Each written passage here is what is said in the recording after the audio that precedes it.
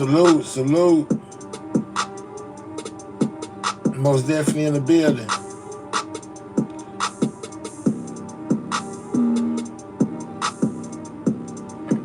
Salute, salute, salute.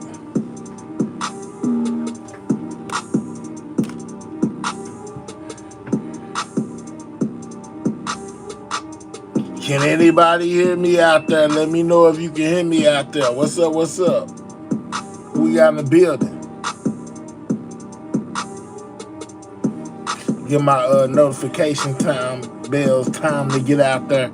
Shout out to y'all, man. We most definitely in here late night. Gonna be talking about Candace Owens and Erica Kirk, guys. You know what I'm saying? What's up, man?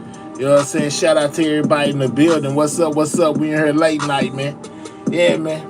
It's been still interesting with the Erica Kirk, Candace Owens situation, y'all.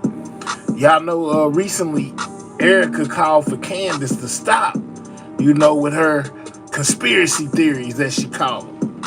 Candace said there ain't no conspiracy theories. She most definitely sticking to the facts, man.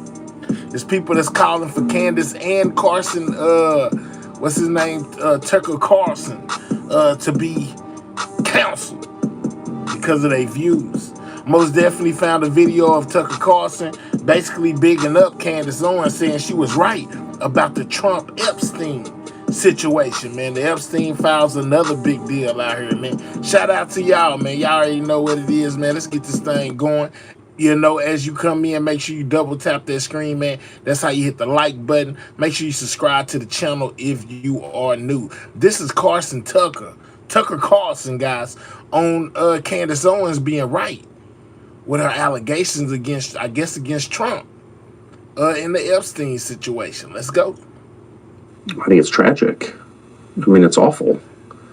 It gives the impression that the Trump administration is covering up for an international blackmail ring. True or not, that's devastating.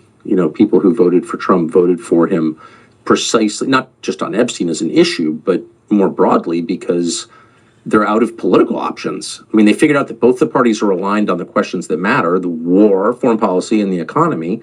They have identical views. We tax labor at twice the rate of capital. Why do we do that exactly? And we're happy to send troops around the world at the behest of other nations. Why are we doing this again? And so that's the consensus in Washington across both parties, and Donald Trump was the option to that. And so if he is seen as covering up the crimes of the uniparty, of the deep state, of the people, of the deep architecture of power that clearly runs the world. What's up? Thank you, Mr. Then, that's kind of the end of his movement. Were they actually doing that? I don't think they were necessarily doing that. I mean, I'm confident the truth is that they don't have a lot of evidence about Epstein's sex crimes, actually. And the reason they don't is because the original search warrant in 2007, 6 or 7, I think, was crafted in such a way to protect Epstein. So the cover-up began with the first arrest.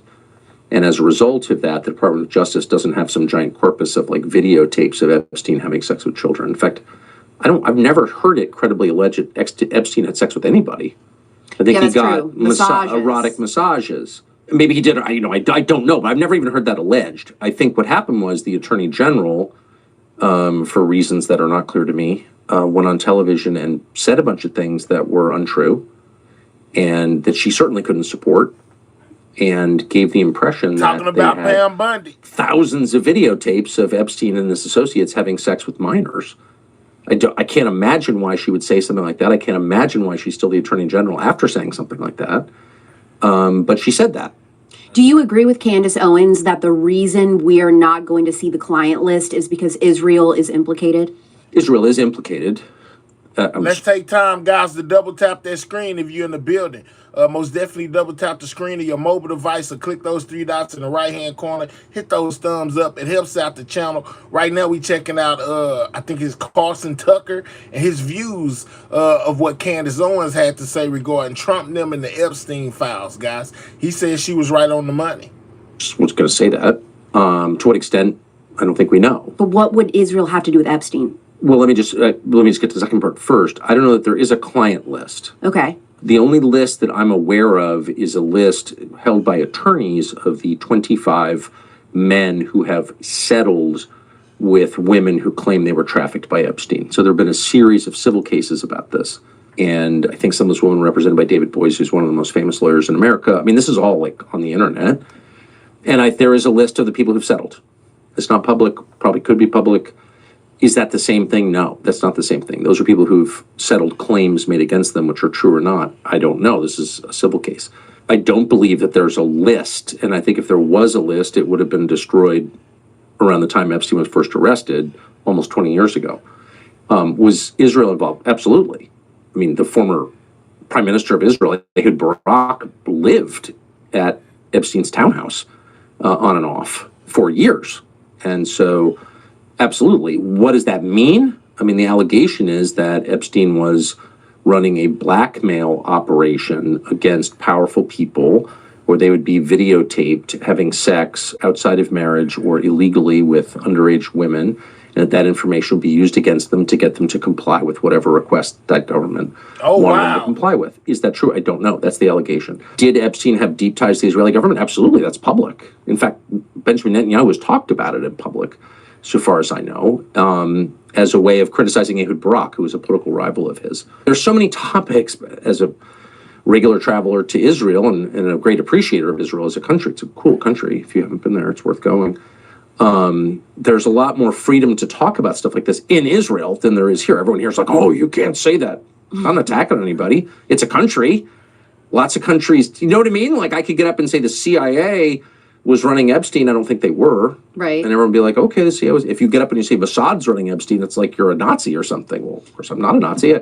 And I don't know that they were running Epstein, but I know that we shouldn't be embarrassed about having a straightforward conversation about the facts about anything, including this. And we can say conclusively he had extensive ties to the Israeli government. What were they? Well, they won't answer that question. Well, as we're recording this, Dan Bongino is threatening to resign if Pam Bondi does not resign as AG. What does that tell us, in your opinion? Well, it tells us that Dan Bongino got shafted, completely shafted. And I'm saying this as a friend of his and someone who respects and likes him, but also just as an observer, an informed observer of it. So Pam Bondi, who's, by the way, I don't hate Pam Bondi. She's a totally nice person. If she was here, you would enjoy, I don't know if you know her, but she's a very nice person. Not against Pam Bondi in the slightest. But the fact is, she got on television on Fox News and started saying stuff like, I've got the client list on my desk. And actually, no, you don't. And that's exactly what it was. They campaigned on the Epstein files. That's why people are pushing so hard for them to be transparent, because that's what they said that they were going to drop the Epstein files. And I've got thousands of videos of Epstein having sex with kids. Well, actually, no, you don't. Most of the material was commercial porn taken off his computer. Like, that's just not true. Why did she say that? Probably because she's insecure and she's trying to please the audience, I would expect. Do you think Dan is upset because his integrity is being questioned now over her mistakes? Oh my gosh. So you're Dan and you're a media figure and you've got one of the biggest podcasts in the country and you're making tons of money and you're having a great time, which he was. You just built this brand new studio in Florida. You work with your wife, who you really like, which she does. And you get the call saying you'd be deputy FBI director. And you're like, I love Donald Trump. I love this country. I will, cut my pay by, into a tenth of what it was. And I will leave my house and move to D.C., which is a kind of prison sentence itself. And I will do this because I love the president. I love the country. And you're there a few months. And all of a sudden, everybody thinks you're covering up Epstein's crimes. And it kind of wrecks Dan's career. Like, he can't go back. It's going to be very hard at this point. I mean, things may change. But as of today, pretty hard for Dan to go back to his podcast audience and be like, I'm telling you the truth, when they all think that he's covering up for Epstein. Who did that? Pam Bondi did that. And I don't know that she did it on purpose. I'm assuming not. I don't think she's a mean person. I've never gotten that sense. But for whatever reason, she went out there and said things that were not true, that she could not back up. And then they issued this memo thinking that it would clear everything up. That was embarrassing. And I guess they're just so dumb, they didn't realize that if you tell everybody you have the tapes of these crimes and then you issue a memo saying you're not going to prosecute anybody for the crimes, what are you saying? I'm covering up for the perpetrators of these crimes. Duh. They have no one with an IQ over 80 over there to read the memos? Are you kidding? I'm not exactly sure how that happened, but I do know that it leaves a guy like Dan in a horrible position. Yeah. And he loves Trump. And I don't think Trump had any knowledge of any of this at the detail level.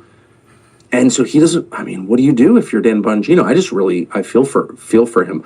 What is Trump going to do? I don't know. I do think that I think they know that they have to do something. I think it's absolutely fair to ask, to what extent was Epstein involved in a foreign intelligence operation on our soil? This is our country. This country doesn't belong to any foreign country. Okay, this is our country. I was born here. I pay taxes here. So if some foreign country, I don't care if you claim it's our ally or not, is running an intel operation on my soil, I have a right to know what that was. And don't make me feel like I'm some kind of Nazi for asking. I'm an American. I have an absolute right to know that. And they're clearly, that is what is being covered up because it makes everyone so uncomfortable. All right, so we got Tucker Carlson right off the rip, basically praising Candace and saying that she was right about the Trump-Epstein situation with the files and everything, right? And Candace and Carlson both have, their own type of opinions that lead the media and people to want to basically cancel them. Y'all, hold up. Let me find where I was at. Yeah, here we go. Right here. Question. Let's go. Do far-right podcasters and conspiracy theorists have a place in the conservative movement, or should principled conservatives show them the door?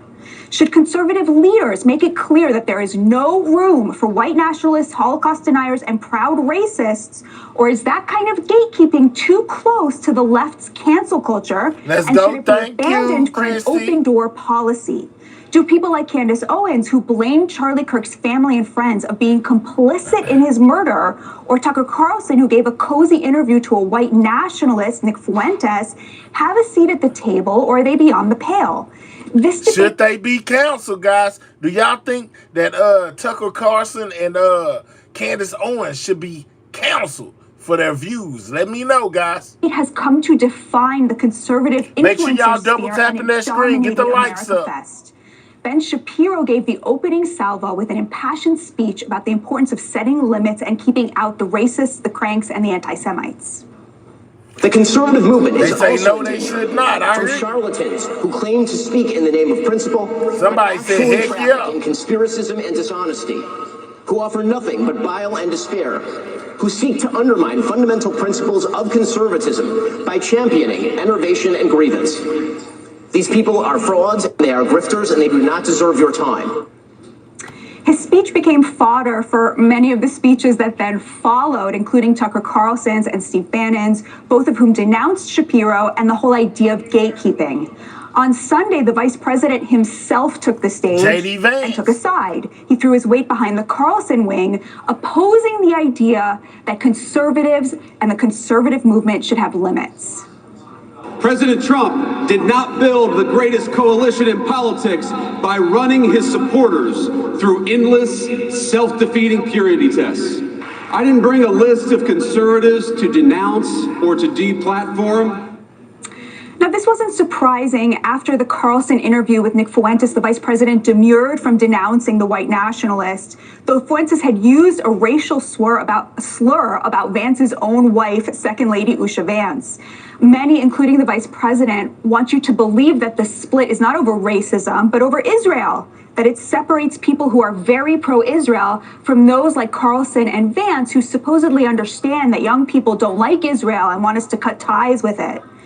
But as Turning Point's own polling found, this is nonsense. Just 13% of those in attendance don't see Israel as an ally. Charlie found something similar when he polled young people at the last Student Action Summit. 73% you say Candace sells out for views. The divide is not over Israel.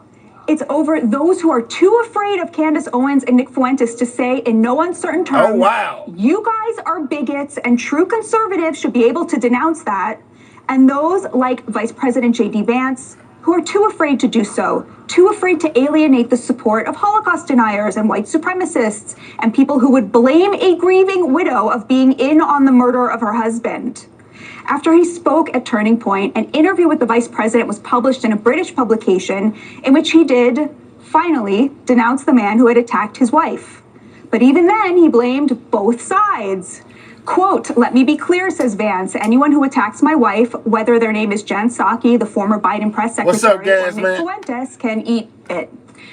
Now, let it not escape your notice that Vance didn't denounce Fuentes from the Turning Point stage, where he had a live audience of 30,000 young conservatives and a televised audience of millions more. And it's crazy. They did the Turning Point USA thing. Mike Johnson got up there and spoke. I also got him. Man, it's a lot of things going on within the Republican Party, guys. You know, they seem to be split. You know, they seem to be split. And then with all the controversy going on, people were already saying that they felt like, or their opinion was, that Erica Kirk and J.D. Vance may be, you know, a little bit too close to each other in so many terms. Well, it turns out that Erica most definitely endorsed J.D. Vance. We're going to get to that in a second. He saved it for an online publication that isn't even American. Truly, a profile in courage. For those already anointing the vice president as the GOP nominee for 2028, you might want to slow your roll. Leadership is about having principles and standing up for them, no matter the blowback, not being afraid of offending actual Nazis. Thank you for watching. Subscribe below and download. All right, so that was a little bit on, you know, whether or not people feel like Candace Owens and Carson Tucker should be basically, you know, man, listen, counsel. There we go. All right. So, let's go here with the endorsement from Erica Kirk for J.D. Vance. Check this out. Not all unity for the right. It featured a major showdown between prominent conservative figures Ben Shapiro and Tucker Carlson. Hey guys, let's take time to double tap that screen. Get the likes up. If you're on a mobile device, all you have to do is tap your screen, double tap your screen, or you can click those three dots in the right hand corner. Hit that thumbs up, guys. Most definitely keep subscribing to the channel if you are new. This is Everything News. Right now we're talking about the Candace Owens, Erica Kirk, J.D. Vance situation, man. It's a lot going on, man. Check it out, though. Erica Kirk endorses J.D. Vance for the 2028 elections, guys.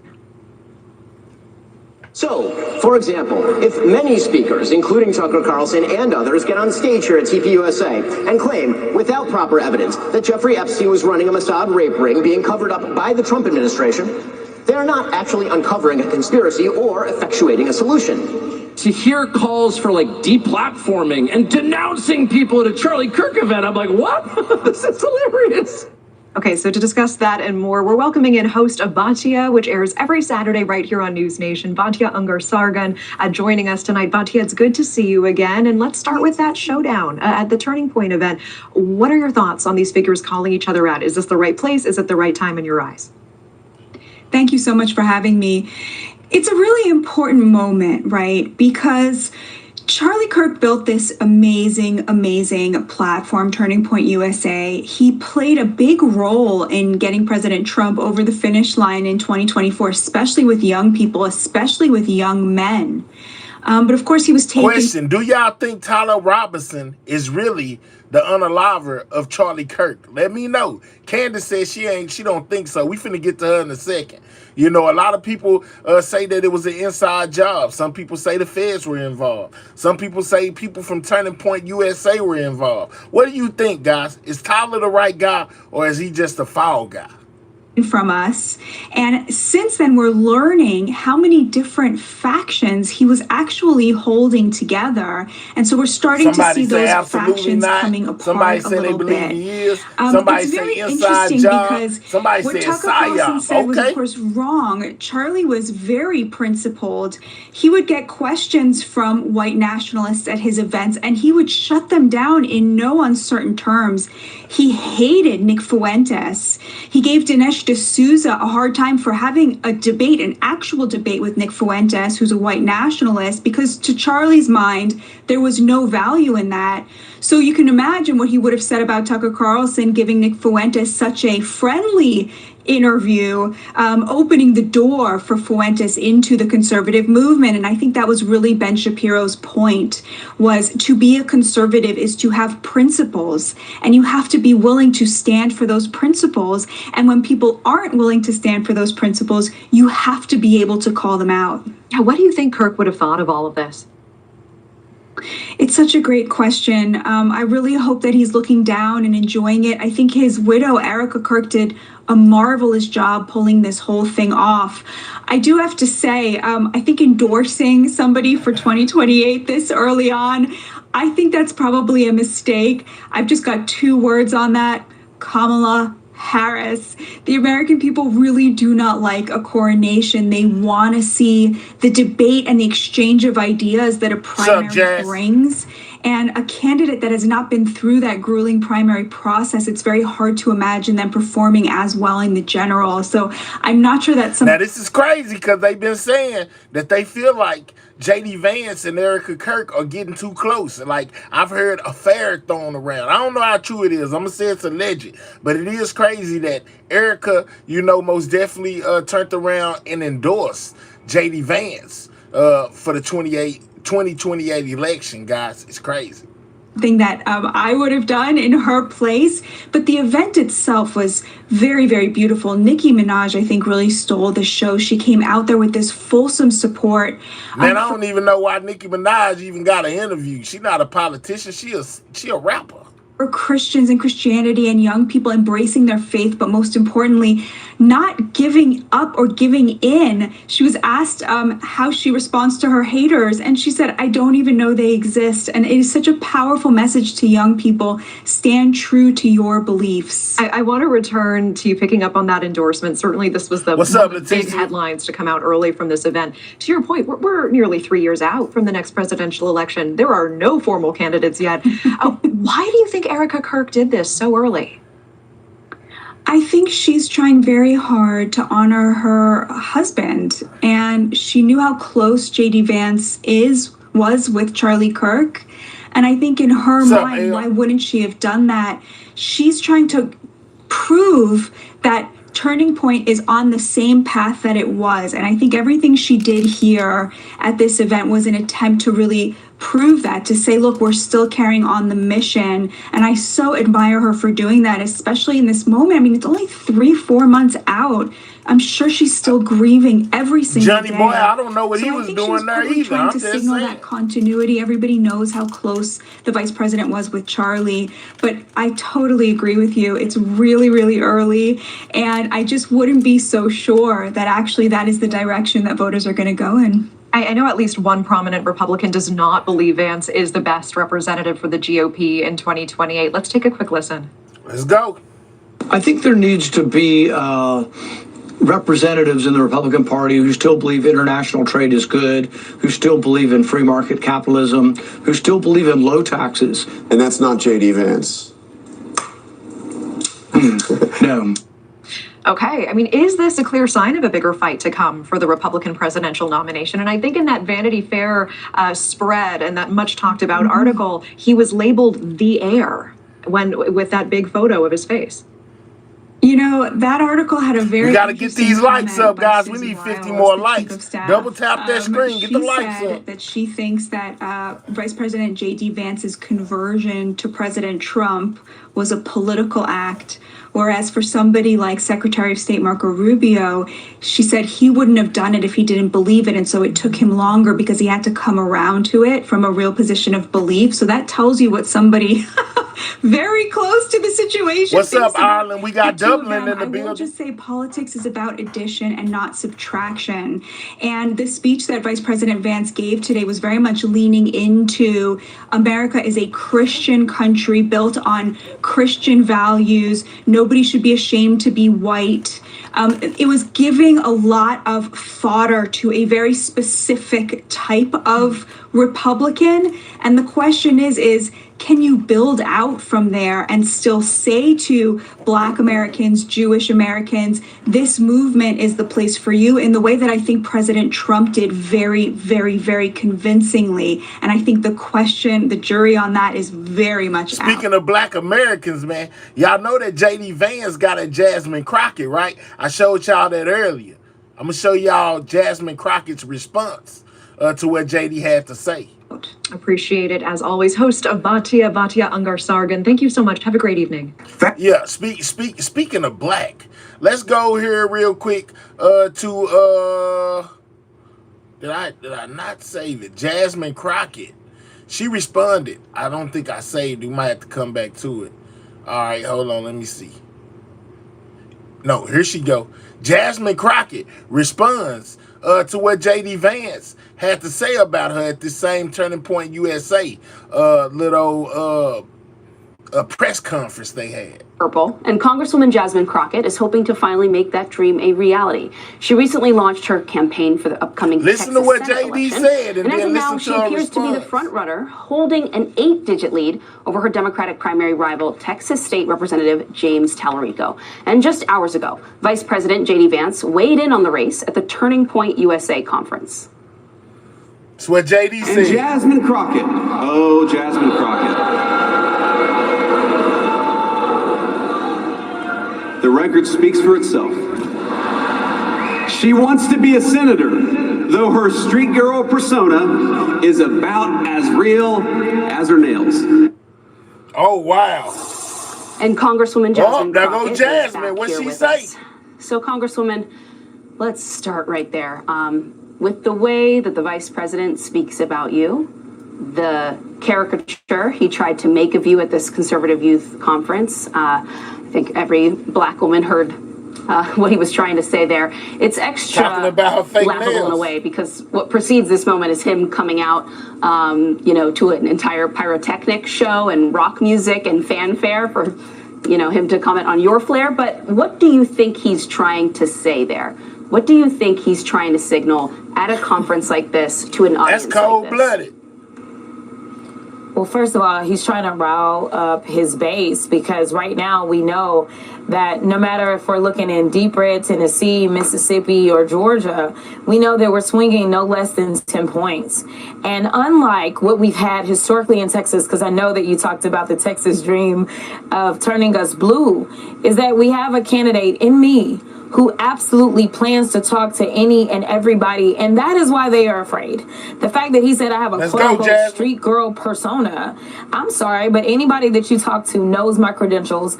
They know that I've gone to school. They know that I'm educated. I never tried to put on some random story about where I came from, but at the end of the day, I am who I am, and I am authentic.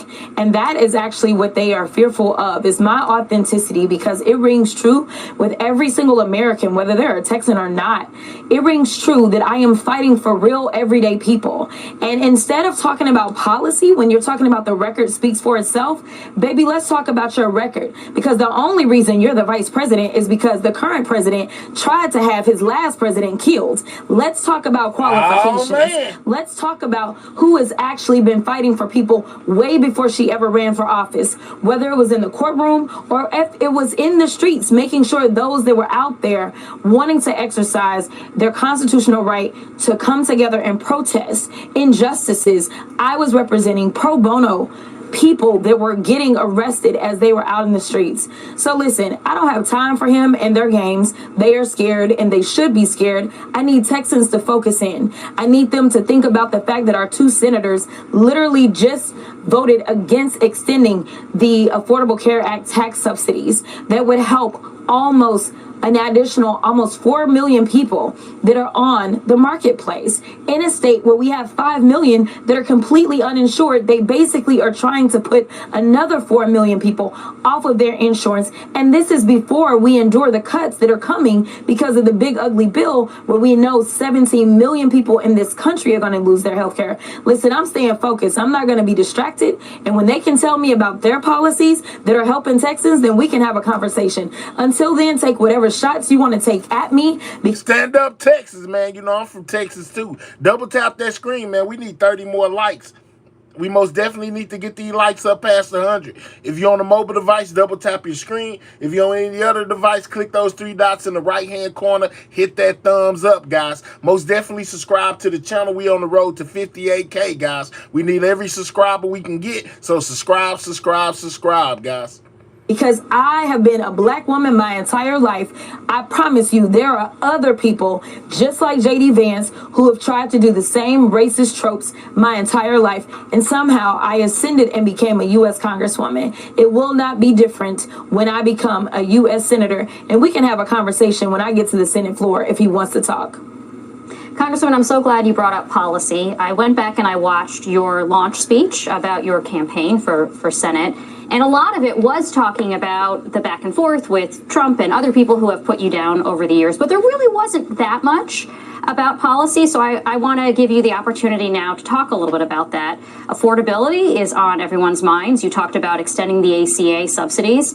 Can you give us like a couple of other examples? We're 6 likes away from 100, guys. Double tap that screen. To help Texans, your constituents, on affordability issues if you were granted a seat in the Senate. Yeah, so first of all, I think we need to raise the minimum wage. We have not done that in a national way, and so Texas is not taking it upon themselves, so the minimum wage is still $7.25. We can start to go ahead and put more money into working people's pockets, and whether you're a minimum wage worker or otherwise, we know that once you raise the minimum wage, everyone else's wages go up. We know that costs are going up to the extent that we know that when people were showing up in those food lines as the president was sending $40 billion over to Argentina instead of making sure that people that are supposed to get their SNAP benefits had their money, we know that there were a lot of working class people. We have somehow decided that in this country we were okay with 2 senators from Texas voting to make tax cuts for billionaires permanent, while at the same time not being okay with making sure the tax subsidies that are temporary are available as it relates to healthcare. We also know that we are in Texas and we do trading big. We are one of the largest trading states in this entire world. And with that, we know that we are experiencing record bankruptcies from a lot of our small businesses because of the tariff policies that this president has decided he wanted to implement. It is time to rein him in. It is time to implement some sort of checks and balances because he has exceeded his power. We also know that ultimately, when I came down to making this decision, the Senate is the one that actually has oversight over the Supreme Court. It is time for us to actually exercise some oversight. And this is the only court, the highest court in the land. It's the only one that does not have any type of ethics that they have to follow. I think that we need to look at that. In addition to the fact, anyone who gets a lifetime appointment has to go through the Senate. And so it's time for us to make sure that we have someone who has been in those courtrooms and can make sure that the right judges are on the benches. Congresswoman, I wanted to, if I can, talk to you a little bit about Israel. It's an issue that's obviously coming up and an important one for Democrats in their primaries. You've been recently asked a lot about Israel. There's been some criticism about your voting rights. There was a clip that went viral recently of you saying you should look at your record. I had a chance to look at some of your record on some of the Israel issues. In April of 2024, you voted yes on the Israel Security Supplemental Bill, which sent billions of dollars in military assistance to Israel. It did not condition aid. Somebody down there said it looked like the chat is divided also. Hey man, everybody's opinions is accepted. Just make sure you keep it respectful to the people that don't think like you think. Man, most definitely we value all opinions over here. Feel free to voice your opinion on a ceasefire or humanitarian aid to Palestinians in Gaza. There was also multiple letters that were circulated by members of Congress that specifically called on conditioning aid to humanitarian aid going into Gaza. You did not sign those letters. I just want to give you a chance to clarify your record for voters in Texas who have been pressing this issue now, and give you a chance to respond. What do you say to those who are anxious or nervous or concerned about your support for human rights when it comes to Israeli violations against Palestinians? Yeah, so I've got countless letters that I've signed on to as it relates to the people of Gaza and what's taking place. In fact, we just signed on to another one just this week. We have signed on to letters that have gone directly to Netanyahu, about things that are taking place. We signed onto a letter just this week that was going directly to the president about this ceasefire and concerns about the fact that it's not actually a ceasefire right now and there's been violations. And so I will continue to do that. In addition to that, there was a viral clip that was literally clipped, that was cut short, that specifically was asking me about the April package that I voted yes on. And on that April package, it also sent aid to Taiwan. It also sent aid to Haiti. It also had aid for Gaza. And so, you know, when you're in the minority, which is what we are, we don't write the bills. But what we were able to do when we ended up voting no on two other measures, one was to send aid to Israel and nothing else. Another was to send aid to Israel and to defund the IRS. I voted no on that. We then took those no votes. We then applied pressure to make sure that we could get aid for others in a package because the Republicans were not interested whatsoever. And yes, there were defensive arms that we voted for as well. But when you're in a divided government, as we've been in, you vote for what's on the floor and you get sometimes not necessarily a perfect bill, but truly, I absolutely believe that we had to make sure that we got aid in for those others. So when that video clip ended, it said I voted for all the supplementals. That is exactly what I was talking about. That April supplemental that I was asked about, it was supplementing those other countries as well.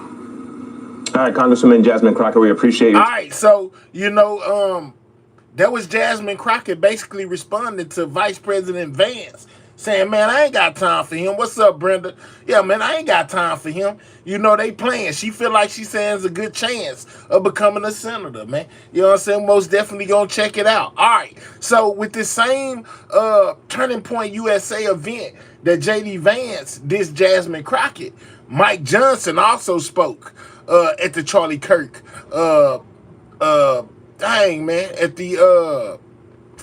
at Turning Point USA. This is what Speaker Johnson had to say. Thank you so much. So good to see everybody. We are so grateful to be with you here at the end of a historic year in Congress on the eve of our great nation's 250th birthday. And that's right. And in the midst of this epic and fateful battle that truly will determine the future of our great republic. Charlie Kirk understood that better than anyone. And as you've heard here over the last few days, we're no longer in a battle, no longer in a contrast just between Republicans and Democrats. We're in a contrast between two completely different, diametrically opposed worldviews. Charlie stood for that. I knew him a long time, and yes, Andy Biggs, we're going to work on that statue in the Capitol, okay? Hey, man, I'm watching over here, man. Make sure you are subscribing to the channel, guys. We're like 70 subscribers away from 58,000 subscribers, man. Make sure you put your bid in, man. Most definitely subscribe to the channel if you new. We need like 70 more subscribers to be at 58K. Shout out to y'all.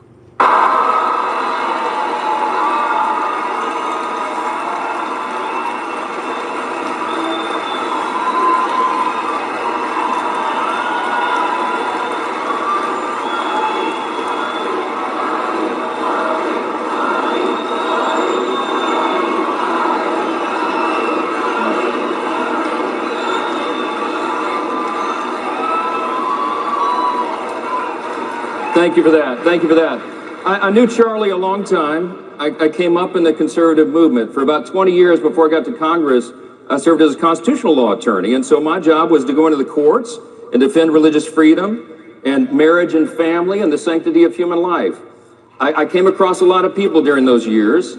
I don't think, when I was doing the work in the courts and the court of public opinion, I don't think there was anyone else who handled that court of public opinion better than Charlie Kirk. And that's why we love his legacy so much. I was honored to be asked to speak at 4 different vigils and events for him following his tragic passing. It was as if the ground shook beneath all of us. And at each one of those things, we all had a short amount of time. And I just presented a simple message, and I wanted to share it with you here this morning. It's a pretty simple thing. I think the best way to honor Charlie's legacy is to live as he lived. And what I mean by that is I think there's two very important things that all of us can and should do. I think we should advance his principles, and I think we should adopt his approach. Now, let me talk about the first one, advancing his principles. See, what Charlie stood for was very well known by everybody. He was a man of deep faith and conviction, as we know. He was a man who was truly authentic, and that's what drew everybody into the message. That was the great power of his message, was that it came so deep from his heart. It was authentic. Charlie believed in the things that Scripture says we should focus on, the things that are praiseworthy and noble and good. He believed and he preached faith and family and freedom and virtue and patriotism. See, Charlie understood we live in the greatest nation in the history of the world, and it's not even close, and we all know that.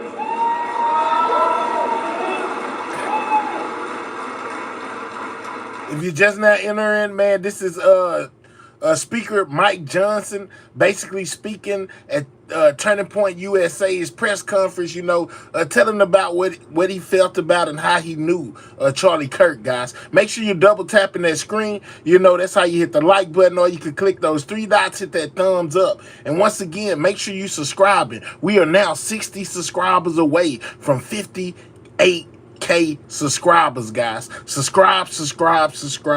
Charlie had a great talent of explaining why we live in the most successful, most benevolent, most free, most powerful nation that's ever been. It's really not even close. And he did that so well. Because, see, Charlie understood, the reason he was so passionate about that message is he knew that it is easy to take freedom away from a people if they do not understand the source of it. I love that he read Psalm 11:3, not just as a rhetorical question, but as a call to arms. You know that scripture. It says, if the foundations be destroyed, what will the righteous do? It's our call to arms as well. To save our country, all of us have to defend the foundations and advance these truths. So what I wanted to do in just a couple of short minutes here is give you what I think may be a helpful illustration that you can use as well.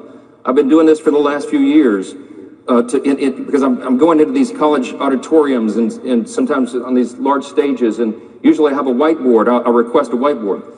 And I go through what I just say is a word picture, 5 simple words to explain why we live in the greatest nation in the history of the world. This is important for us to do right now because so few people understand it anymore. So let me offer this illustration to you, and maybe you can use it as well. You don't need a whiteboard. You can do it on a napkin or a small piece of paper. But here's what I do. I go up on the board, and I write 5 words on the board. I go to the top and I write G-O-D, all big capital letters at the top. I go halfway down the board and I write king, lowercase k. The bottom of the board, I write the people, / the subjects. And then I'll draw a bunch of arrows down from the king to the people. I back up and I look at the whiteboard and I say, see, this is a graphic illustration, a graphic word picture of what would be defined as the philosophy of the divine right of kings. It's an old European medieval notion that other countries bought into before ours came along. And it explains this basic idea. They believed that there was a God somewhere hovering high in the heavens, but the real boss, the earthly boss, the sovereign, was the king. And the king was the one that could give you all your rights, tell you what property you can hold, sometimes who you can marry, what you may do for a living, etc. The king was the boss. Well, in 1776, a group of faithful patriots came along. Yeah, and They deeply considered this old medieval philosophy, and they said, that's not right. The king is a tyrant. The king is taking away our rights. Now, you might know that many of them were seminarians. They were students of Scripture. They understood the real truth, and they said, this is not what this is all about.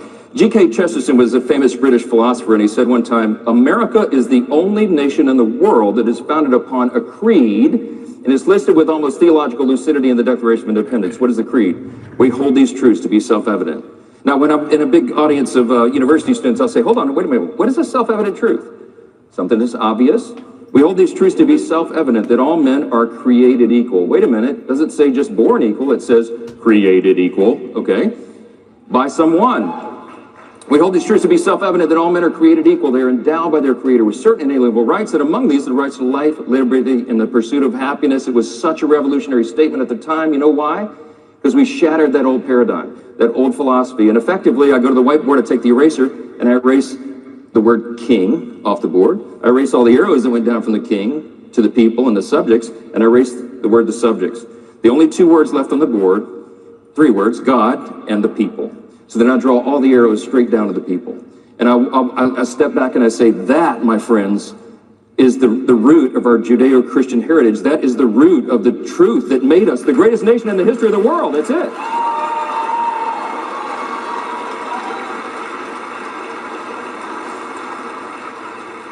Many years after the founding, Abraham Lincoln famously summarized it in the Gettysburg Address. He said, "We are dedicated to this proposition that we are one nation under God and that a government of the people, by the people, for the people shall not perish from the earth." But then we have to explain the next part. Why did that make us so successful? Because of the implications of that worldview. So you understand the difference between that and what the other nations were pursuing before us. See, what Lincoln was talking about is if we're going to have a self-governing people, we have to have responsibility that goes along with that. The founders understood that you had to have a basic moral consensus to keep a constitutional republic. George Washington was the father of our country. He famously said in his farewell address, "Of all the dispositions and habits which lead to political prosperity, religion and morality are indispensable supports." John Adams came next. He said, "Our Constitution is made only for a moral and religious people. It is wholly inadequate to the government of any other." The other implication that comes from that is that because we are made by a creator... Y'all think about what Mike talking about.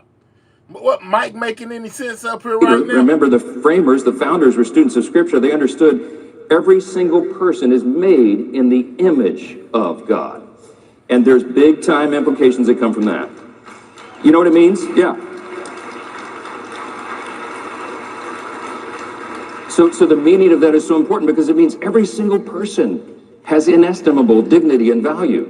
And your value is not related in any way to the color of your skin and what zip code you live in and what your major is in college.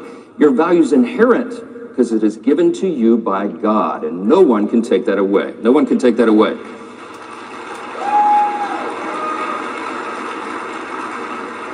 The founders built our country on the premise that our rights do not come from the state, they do not come from the government, they come from God himself. And that is what has made us the great nation that we are. Now, look, real quick to close the illustration, then I say, when I'm in a university campus, I say, but you know what the problem is? Over the last few generations, we have strayed from these foundational truths. The foundations are being destroyed. I take an eraser, I go back to the board, and I erase G-O-D, because now there's this movement that denies the Creator himself, denies his commands and his orders and all the things that ordered our liberty in the beginning. And that is the problem, and that is why freedom is imperiled, and that is why we're in a war in this culture to save the greatest... Mike, what are you talking about? No, he's talking about God right now, pretty much, and mixing it in with politics. Ain't that something? ...nation, this great republic of ours.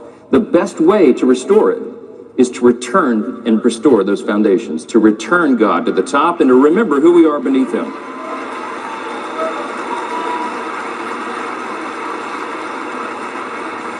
Look, Charlie knew those foundational truths and he evangelized them better than anybody I know, and now we all have to do the same. So the first principle is advance his principles, and the second one is adopt his approach. I just want to say this to state the obvious, and you all know it. I'm delighted to follow the Professor Glenn Beck here this morning. His message was spot on. See, Charlie loved a vigorous debate, but he loved people more. That's the secret, right? Hey, man, take time to double tap that screen, guys. Double tap the screen. That's how you hit the like button, or click those three dots, hit that thumbs up, guys. It help out the channel, or I wouldn't keep on asking. Most definitely take time to help the channel out by double tapping that screen, guys. That's how you hit that like button. Most definitely make sure you subscribing to the channel, as we are on our way to 58K, guys. We need 48 more subscribers, guys, to hit 58K. Make sure you subscribing to the channel if you're new. He took to heart the biblical admonitions. Among them are a few. 1 Peter 3:15. Always be prepared to give an answer for the hope that you have. I love 2 Timothy 2, and Charlie did as well. Study to show thyself approved unto God, a workman that needeth not be ashamed, rightly handling the word of truth.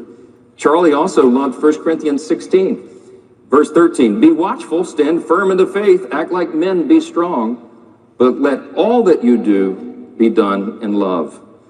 And as radical and as powerful as it is, Jesus reminded us you're supposed to love even your enemies. Now, that's our calling.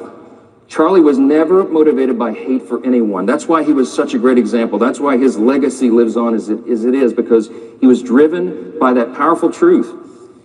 After every debate, he was always the very first person to reach out a hand of friendship to someone, or offer an arm around the shoulder of someone who he felt was lost. Because in so many places, in so many cases, the person on the other side of the table actually was lost in a very real sense, not just philosophically, but spiritually. And it was about this eternal battle. Charlie, our friend Charlie, served sacrificially to pull people back from the abyss. He didn't do it just to save a country. Mike, even more importantly, he did it to save souls. And that's what we have to remember, especially on this Sunday.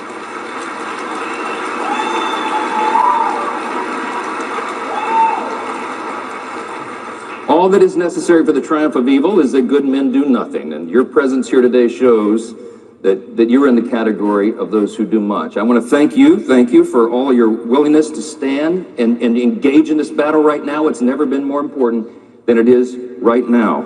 And I want to thank you all for what you did in last fall's election, returning Donald J. Trump to the White House, yes.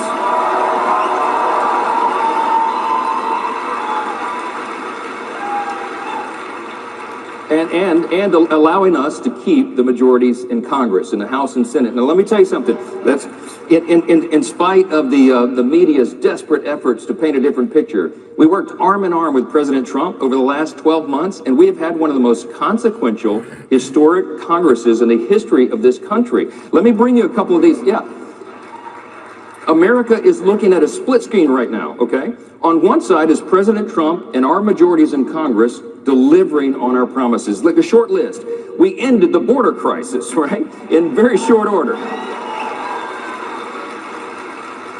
We're working right now to solve the crime crisis in all these major cities around the country. We passed the largest tax cut in U.S. history, and at the same time, the largest spending cut in U.S. history. We are restoring American energy dominance. We are bringing down the cost of living, and we are rooting out fraud, waste, and abuse in this government.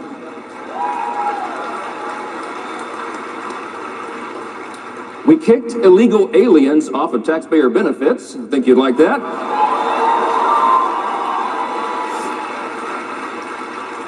We slashed funding to USAID, PBS, and NPR. Yes. They were too woke, and you know what we did as well? We kicked biological men out of women's sports, and so much more.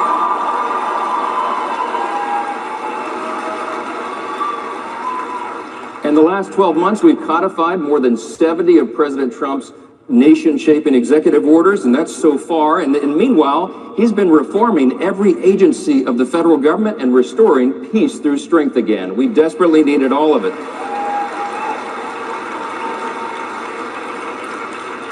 All of that is in the past 12 months.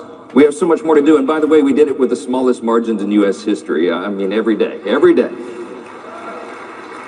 On the other side of that split screen, in quick summary, you see the radical left Marxist Democrats. And they are being overrun by the Marxists. They truly are. This is not your father's Democrat Party anymore. And they want to dismantle the very foundations of our republic and everything that we all stand for and that Charlie Kirk evangelized. Everything, as has been said here, everything is on the line in the midterms of 2026, and we have much more to do. But if we lose the House majority, the radical left, as you've already heard, is going to impeach President Trump. They're going to create absolute chaos. We cannot let that happen, and I know you won't. I know you won't.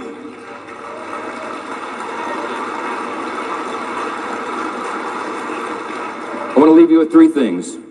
If we refuse to let the left and the mainstream media lie without being challenged, it's our job to challenge it. If we refuse to let outside forces divide us, as Glenn Beck said so well, and if we all will do as Charlie did, and that is fight like happy warriors, advance his principles, and adopt his approach, we will win next year, and we will save the greatest nation in the history of the world.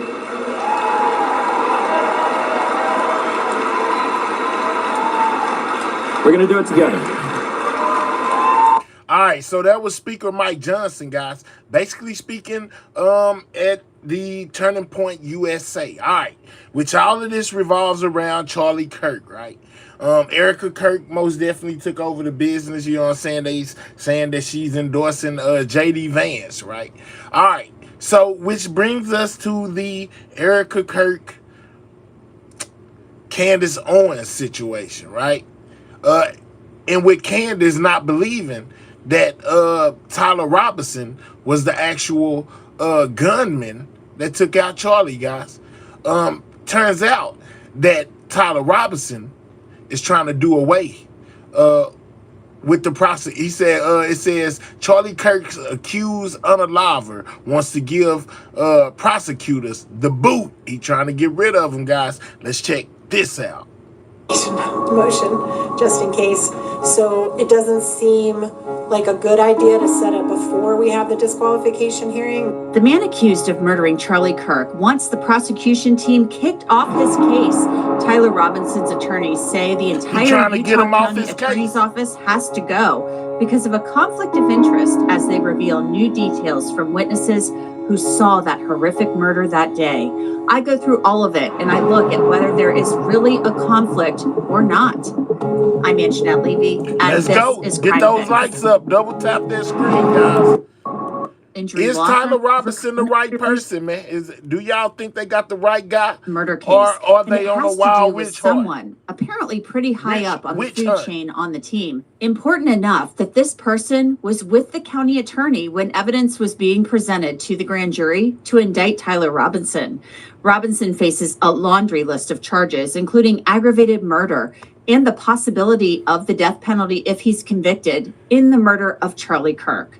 Robinson is accused of taking a .30-06 rifle that his grandfather gave to him to the campus of Utah Valley University and climbing onto a roof and firing a single shot that hit Kirk in the neck as he was answering a question from a member of the audience during his Prove Me Wrong tour on September 10th.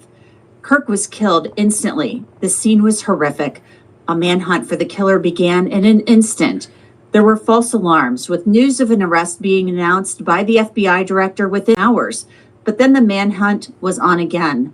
Surveillance images of a young man in a black t-shirt were released, along with a video of a person running on a rooftop and jumping from it. More than 30 hours later, officials in Utah announced that 22-year-old Tyler Robinson was the shooter. Right guy? His family reportedly recognizing him and convincing him that turning himself in was the right thing to do. Hints of a motive surfaced from County Attorney Jeff Gray. Robinson's mother stated that the following to police. On September 11th, 2025, the day after the shooting, Robinson's mother saw the photo of the shooter in the news and thought the shooter looked like her son. Robinson's mother called her son and asked him where he was. He said he was at home sick and that he had also been at home sick on September 10th. Robinson's mother expressed concern to her husband that the suspect shooter looked like Robinson. Robinson's father agreed. Robinson's mother explained that over the last year or so, Robinson had become more political and had started to lean more to the left, becoming more pro-gay and trans rights oriented. She stated that Robinson began to date his roommate, a biological male who was transitioning genders. This resulted in several discussions with family members, but especially between Robinson and his father, who have very different political views. In one conversation before the shooting, Robinson mentioned that Charlie Kirk would be holding an event at UVU, which Robinson said was a stupid venue for the event. Robinson accused Kirk of spreading hate. Now, the internet has been full of theories questioning whether Robinson was the only person involved or whether he was the shooter at all. Some questioning those text messages that he sent to his transgender roommate that amount to a confession. Roommate, how long have you been planning this? Robinson, a bit over a week, I believe. I can get close to it, but there is a squad car parked right by it. I think they already swept that spot, but I don't want to chance it. Robinson again. I'm wishing I had circled back and grabbed it as soon as I got to my vehicle. I'm worried what my old man would do if I didn't bring back Grandpa's rifle. IDEK, Grandpa's if it had rifle. a serial number, but it wouldn't trace to me. And they did I find the worry about rifle, prints. guys. I had to leave it in a bush where I changed outfits. Didn't have the ability or time to bring it with. I might have to abandon it and hope they don't find prints. How the F will I explain losing it to my old man? Only thing I left was the rifle wrapped in a towel. Remember how I was engraving bullets? The effing messages are mostly He told if I his see boyfriend notice everything. bulge UWU on Fox News, I might have a stroke all right. I'm gonna have to leave it. That really effing sucks. Judging from today, I'd say Grandpa's gun does just fine, IDK. I think that was a $2K scope. Wink, wink. Robinson again, delete this exchange. Again, Robinson, my dad wants photos of the rifle. He says Grandpa wants to know who has what. The feds released a photo of the rifle, and it is very unique. He's calling me, RN, not answering. Robinson, since Trump got into office, my dad has been pretty diehard MAGA. Robinson, I'm going to turn myself in willingly. One of my neighbors here is a deputy for the sheriff. Again, you are all I worry about, love. That came from Robinson. Roommate, I'm much more worried about you. Robinson, don't talk to the media, please. Don't take any interviews or make any comments. If any police ask you questions, ask for a lawyer and stay silent. Earlier this month, we saw Tyler Robinson in a Utah County courtroom for the very first time, and his team mentioned that they saw issues with the prosecution team and would ask to have them removed. We do need to deal with the disqualification motion, just in case. So Trying to get it them doesn't up out of there. seem like a good idea to set it before we have the disqualification hearing. We were only talking about a month from now. I think that should probably be resolved before we set any dates. But I am concerned about setting a date when we still don't have all the discovery material. So what's the issue here? Well, Tyler Robinson's attorneys claim that a member of the prosecution team has a personal connection to a direct witness to the crime, so they want the entire prosecution team disqualified from handling the case. Robinson's attorneys wrote, Mr. Robinson seeks an order of this court finding that a person whose name is redacted, representing the state of Utah for the Utah County Attorney's Office, or UCAO, in this capital prosecution has a concurrent conflict of interest based upon personal connections to a direct witness/victim to the events at issue in this case.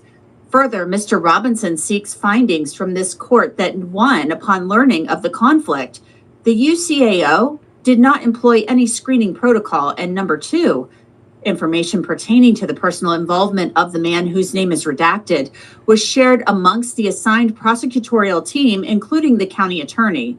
Based upon these findings, and in the interest of protecting Mr. Robinson's federal and state rights to due process, Mr. Robinson requests that this court order that the UCAO is disqualified from representing the state in this matter. Now, it's been noted previously, even by the judge in this case, that 3,000 people witnessed Charlie Kirk's murder on the UVU campus, but according to Robinson's attorneys, only one has a relationship with a member of the prosecution team. Robinson's lawyers wrote, in this case, the personal relationship between the prosecution team So members. somebody has a relationship with the prosecutors and was amongst the people that seen what happened to Charlie.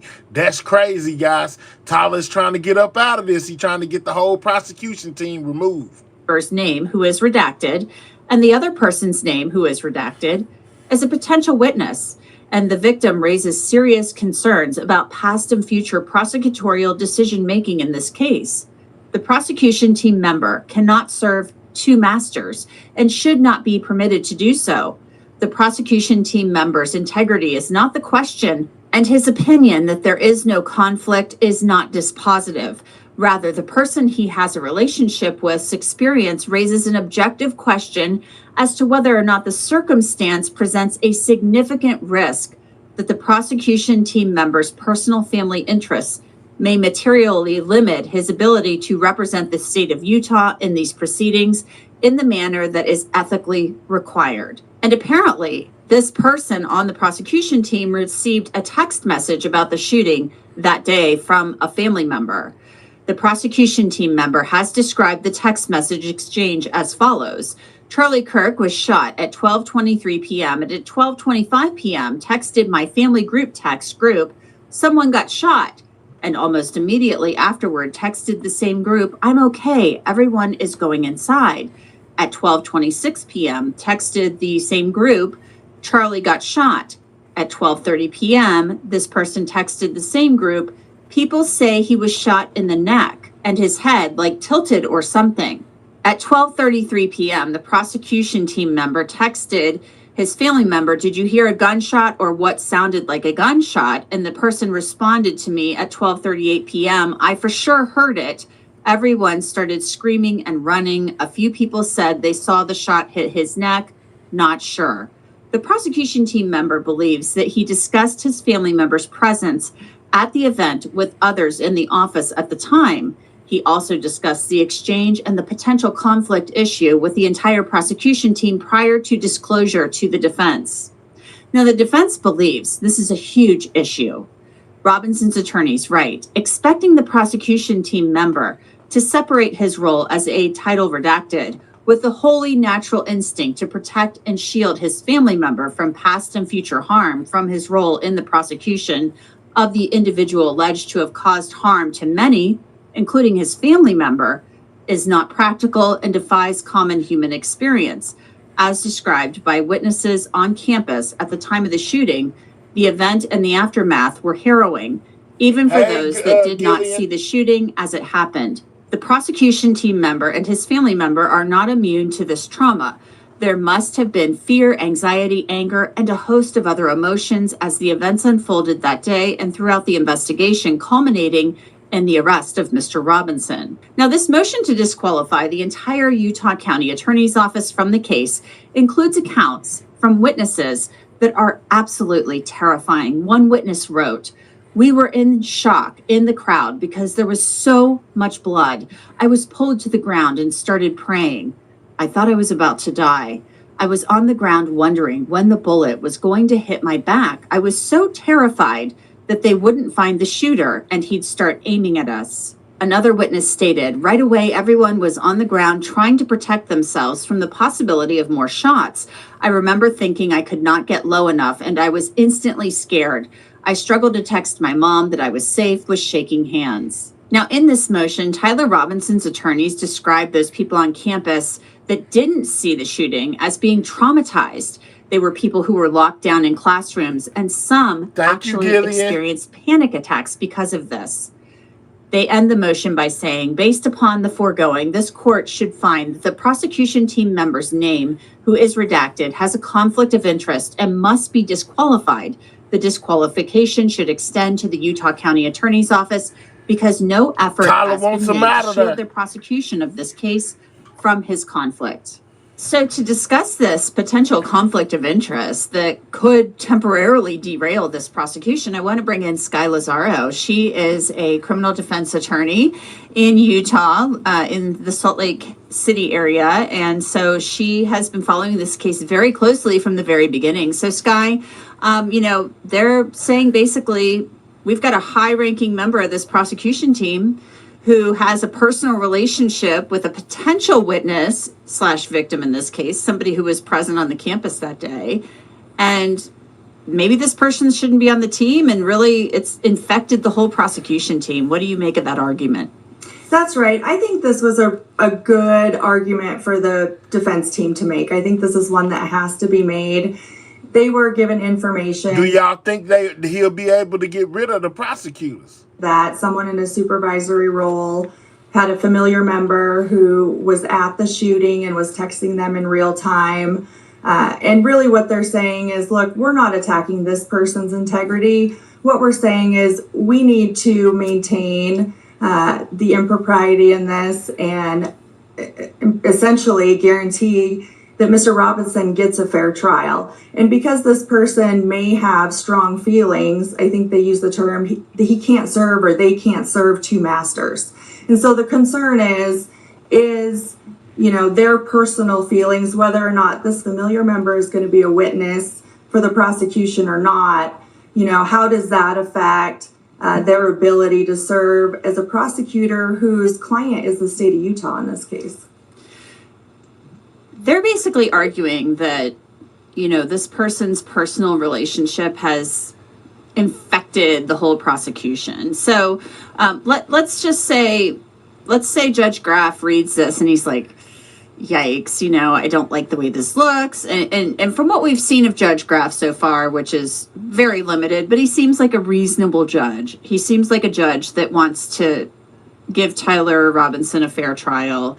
And he's just like, I don't like the way this looks. Let's say they win this motion.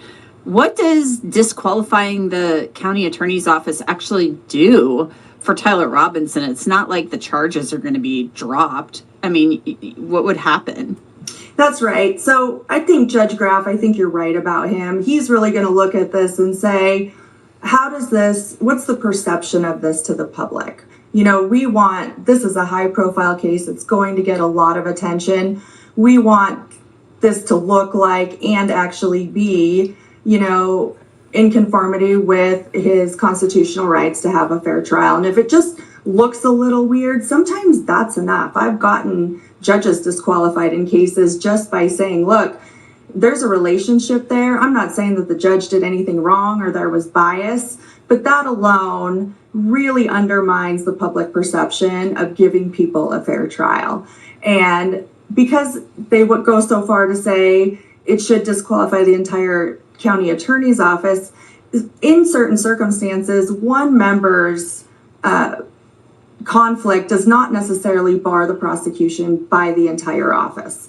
So they say, look, it went one more step because then he took this information. Let's make sure we taking time to double tap that screen, guys. Get the likes up.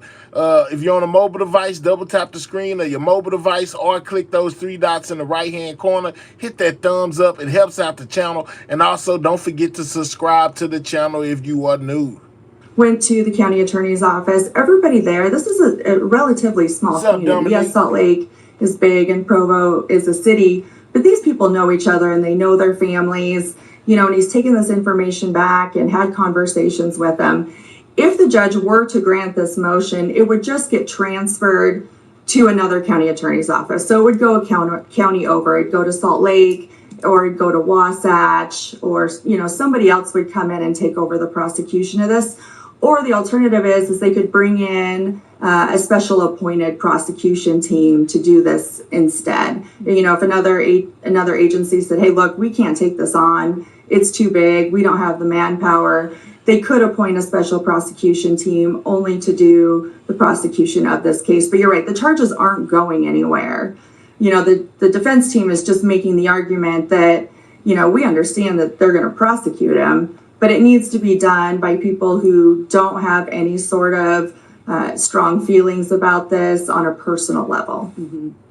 And there's a line in here, and this is a quote from case law, of course, a prosecutor is not disinterested if he has or is under the influence of others who have an axe to grind against the defendant. And they're making the argument that this person most definitely could have an axe to prosecution team. And my reading of this with all the blacked out redactions is that this is likely, a main figure in the prosecution team who's potentially, it's a group family text, so possibly a son or a daughter was on campus that day. This is how I'm reading it through the redactions, and is texting the group chat, getting all of this information about the shooting.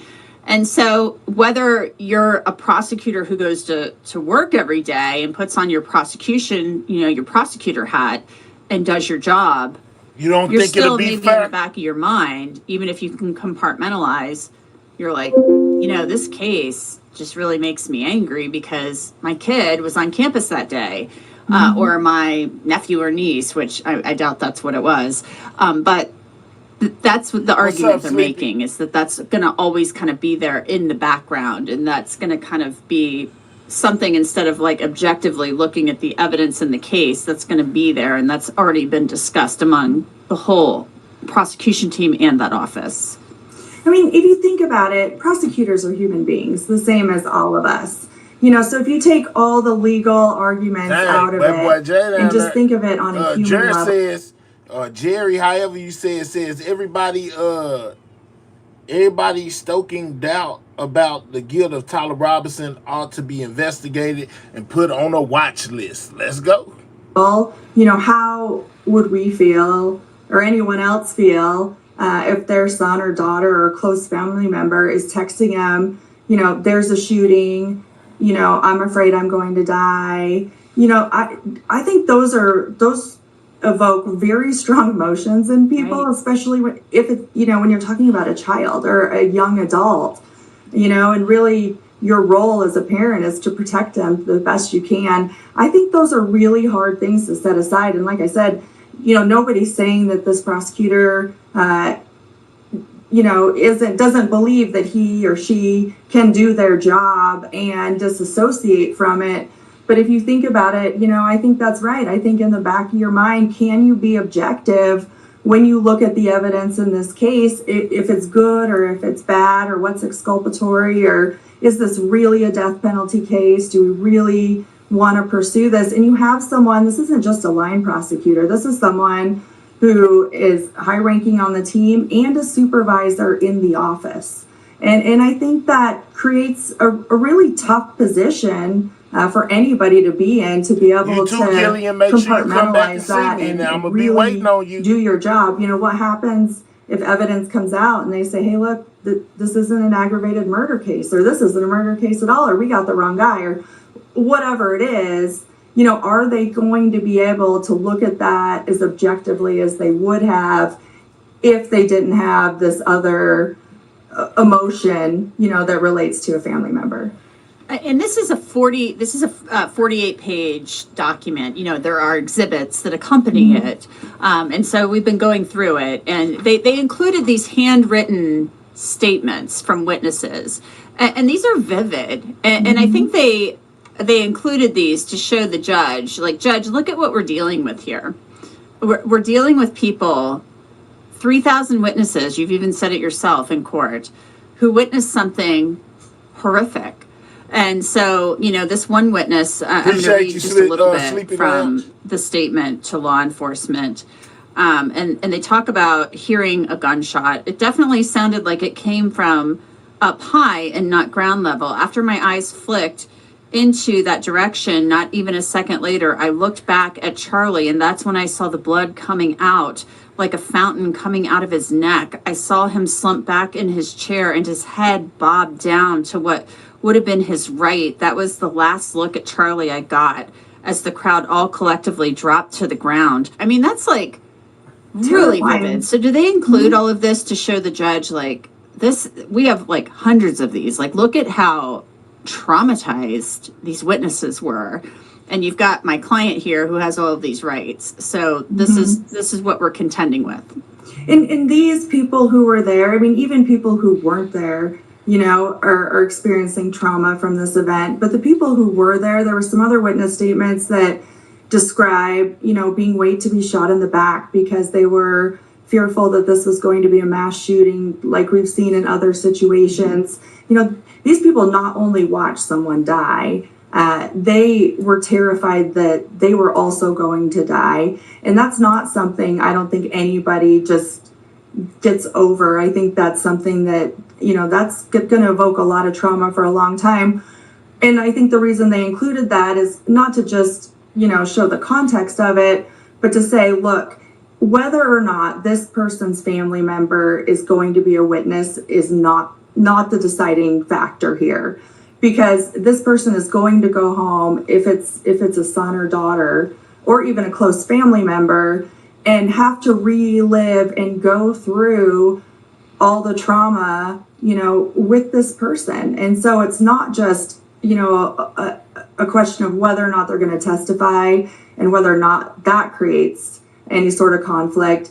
What they're putting before the court is this is going to be potentially an everyday thing in this person's life when they go home from the office for the foreseeable future. And there's no way really, that it's fair to even ask someone to be able to compartmentalize that and still do the job that you're supposed to do as a prosecutor and not take that into consideration. I think that's almost impossible for an individual. The prosecution is going to respond to this, and more than likely they're going to say, look, there were 3,000 people there. We disclosed this. We're professionals, et cetera. This is what I'm thinking they're going to say. What do you anticipate in their response? I would expect that, when they disclosed it, I'm sure that there was conversations where the defense team said, look, I think you need to recuse this person or the office or find a way to wall it off. And the response then from the filing appears to have been, look, they're not a witness. We don't think it's a conflict. We're fine. So I expect that to be the response. And like I said, the defense isn't saying that, this attacking this person's integrity as a lawyer or the fact that they don't believe that they're professional. I think giving them the entire benefit of the doubt that this is a very experienced prosecutor, they're very good at their job, they're very professional at their job. It still comes back down to one, public perception about fair trials. This is a trial if Mr. Robinson is convicted and sentenced to death, we're going to see this appeals on this case for a very long time. And I would think the judge is going to really take into consideration what is the perception of this. Is that something we're going to have to do this twice because of something like this? And I think public perception, there's a lot of law review articles out there about we want the public to be comfortable that you can get a fair trial. Like, we want people to believe that, and they should believe that. It's a constitutional right in the United States. And so when you have a situation like this, where even just public perception can be damaged by something like this, I think we really have to take that into consideration, especially in a case like this that's going to be scrutinized over and over and over again. And you don't want that to be the problem at the end. Well, I'll be interested to see, too, if the death penalty, this is an aggravated murder case where they're seeking the death penalty. And the defense has already mentioned, Sky, that they're waiting for the evidence. What is the aggravating evidence here, aside from, they're saying other people were in danger, by him shooting into a crowd, allegedly, Tyler Robinson. So it sounds like that's going to be a big battle here, too, is what are the actual aggravating factors that fit under the law? I would expect that as well. I mean, that everybody came out and called for the death penalty really, really early in this case, far earlier than they needed to. They can wait until after a preliminary hearing to actually file an intent to seek the death penalty, where they've been able to put out the evidence to satisfy those aggravating factors in order to establish a death penalty case. We're not even to that point. Mm-hmm. And as Utah's statute gives very clear guidance on what constitutes aggravating factors when the prosecution can seek a death penalty in this case. And so, it'll be interesting to see if there's anything more. Really, what I see from what they've put out is the only thing is what you mentioned, that he shot into a crowd.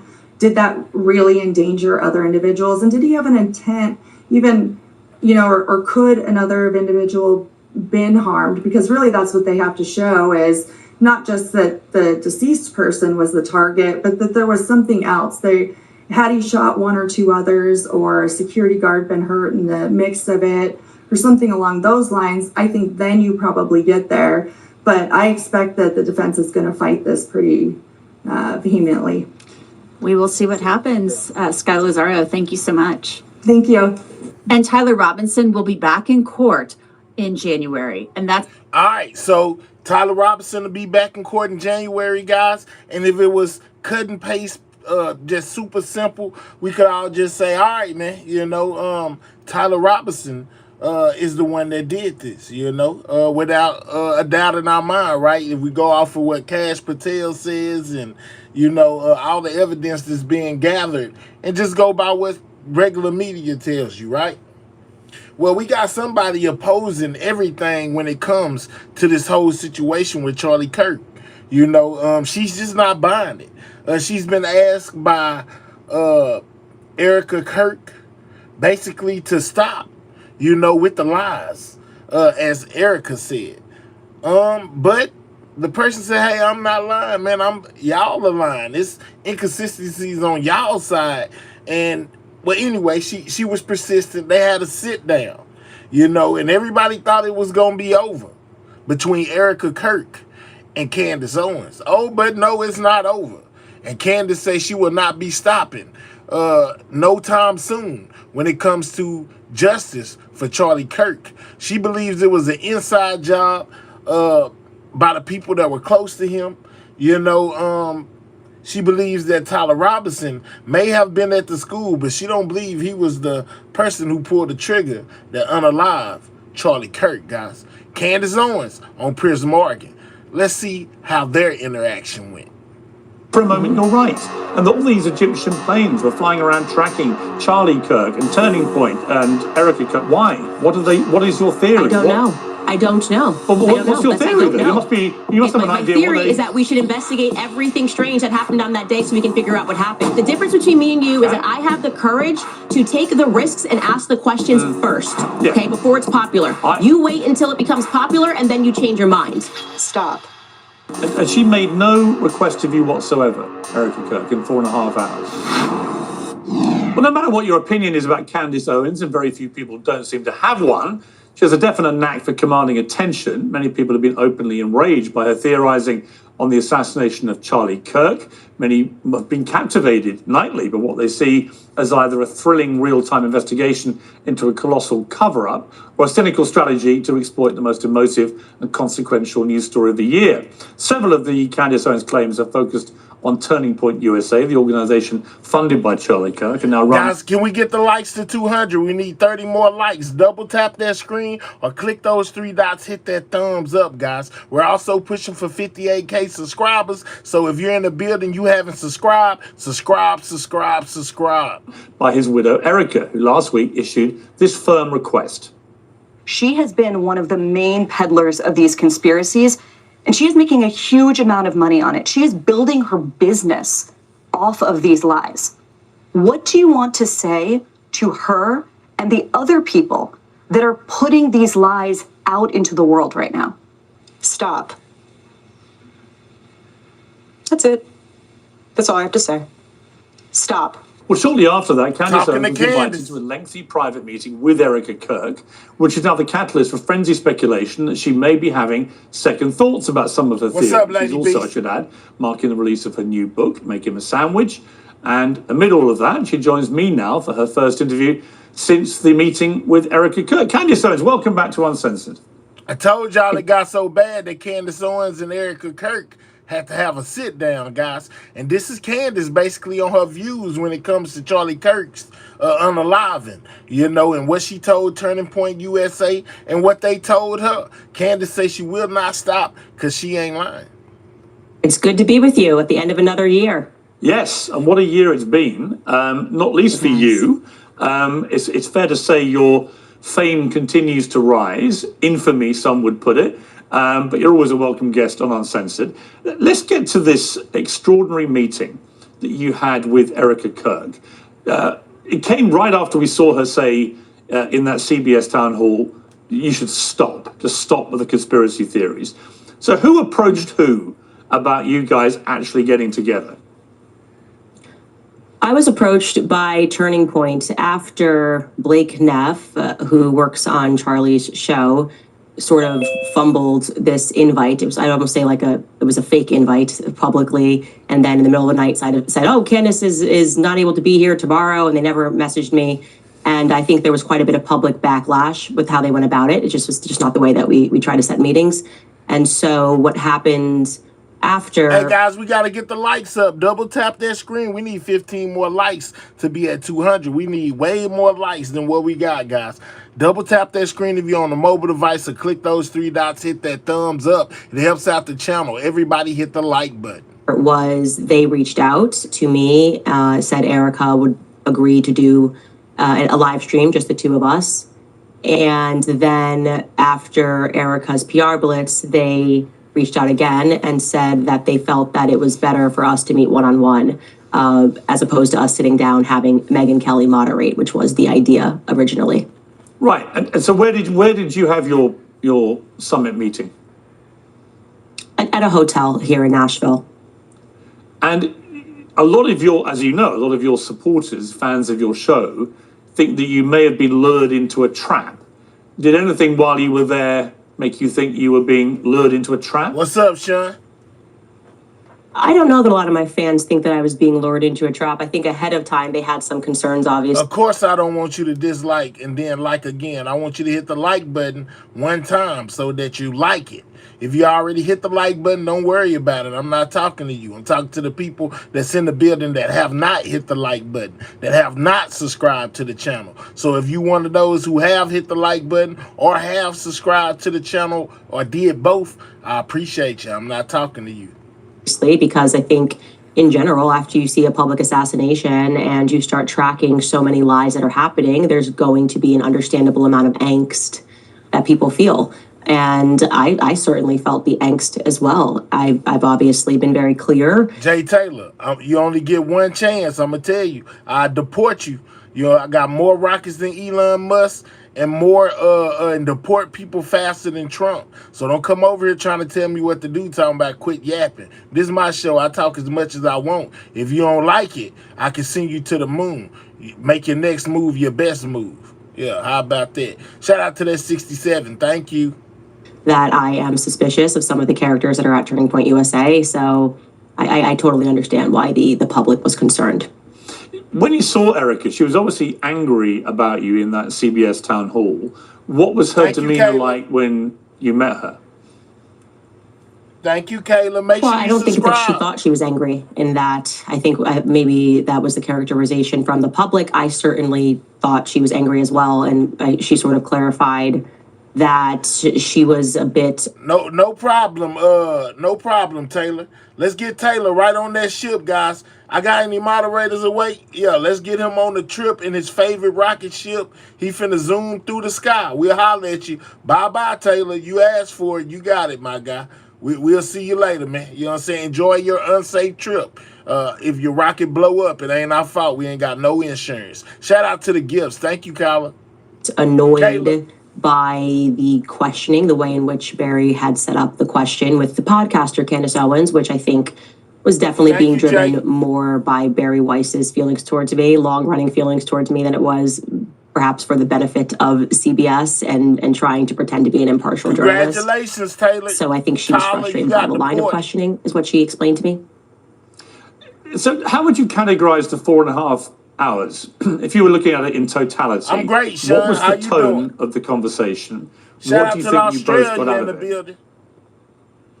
Well, for me, answers to the questions of trying to understand why there were so many Turning Point lies and why instead of people acknowledging that these are lies, I felt that there was this billion-dollar psychological operation to convince people that Candace is just crazy. These are lies. These are made up. And so I was very refreshed that they owned up to the lies. That was a great first step. And I think, you know, Dan, why these people be typing in chats about how you don't want to watch podcasts, but you watching it? If you don't want to watch it, leave.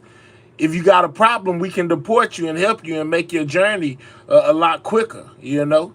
Other than that, you know, comment on what's on the screen, what we talking about, and not what I'm talking about. When I'm talking, don't tell me, you know, you don't want to watch. I can help you not watch. motivates that? Maybe because despite having what I would assume to be the best PR agents and crisis PR agents in the world, we're moving toward a different world where people don't really care, if you are friends with the people at WME and CAA and what they can do for you. That sort of power is ineffectual in this day and age. And Can everybody out there hear what's going on? Sean talking about he ain't got no sound. He probably on mute over there where he at. Can y'all hear?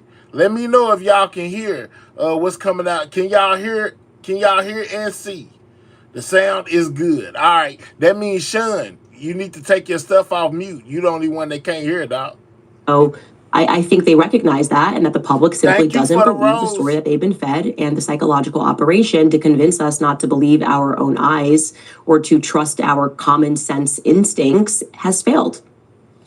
Okay, and I think on their end, they got more clarity on how I figured out certain things, more clarity on why I am convinced that there are people that are inside of Turning Point that are dirty.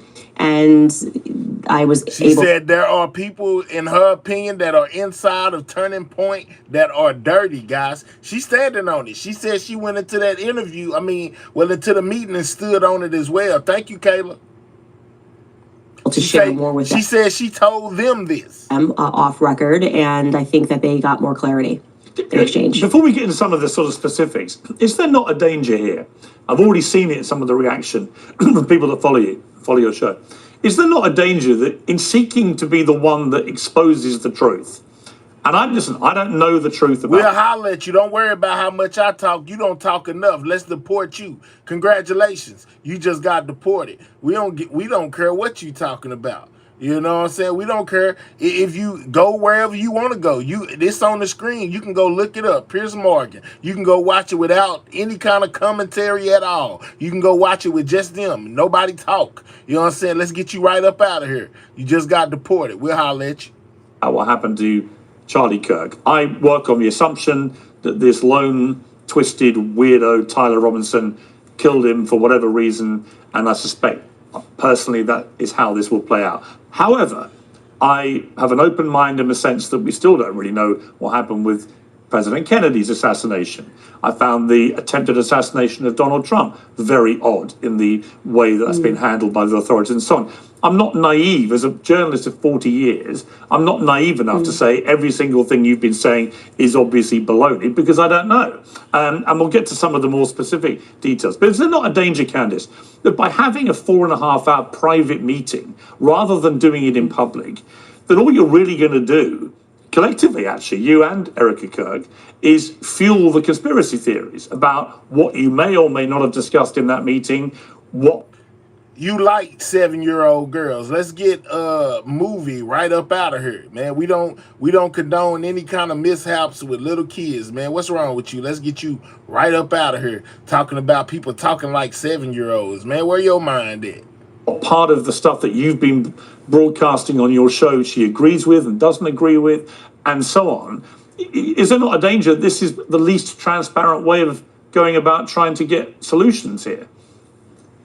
Well, I'm a very transparent person, so my preference was to do it publicly, but I took the offer, obviously, to have any conversation, because if I hadn't done that, then I think everything I've been doing would have appeared disingenuous. Like, oh, Candice is pretending that she wants answers to her questions, but when she got this offer, she suddenly said she didn't want to go because it wasn't public. They would have felt like I was moving the goalpost. So the question is, guys, do y'all think that she's doing this basically for justice for Charlie, or could she be on a money-making mission, like some say, doing this for clicks and views? That is the question. So I was willing to take anything. And from their viewpoint, they felt like after the CBS News and the Fox News hits that Erica did, my understanding was that they felt that it was a good idea to bring the temperature down first by having us sit down and communicate.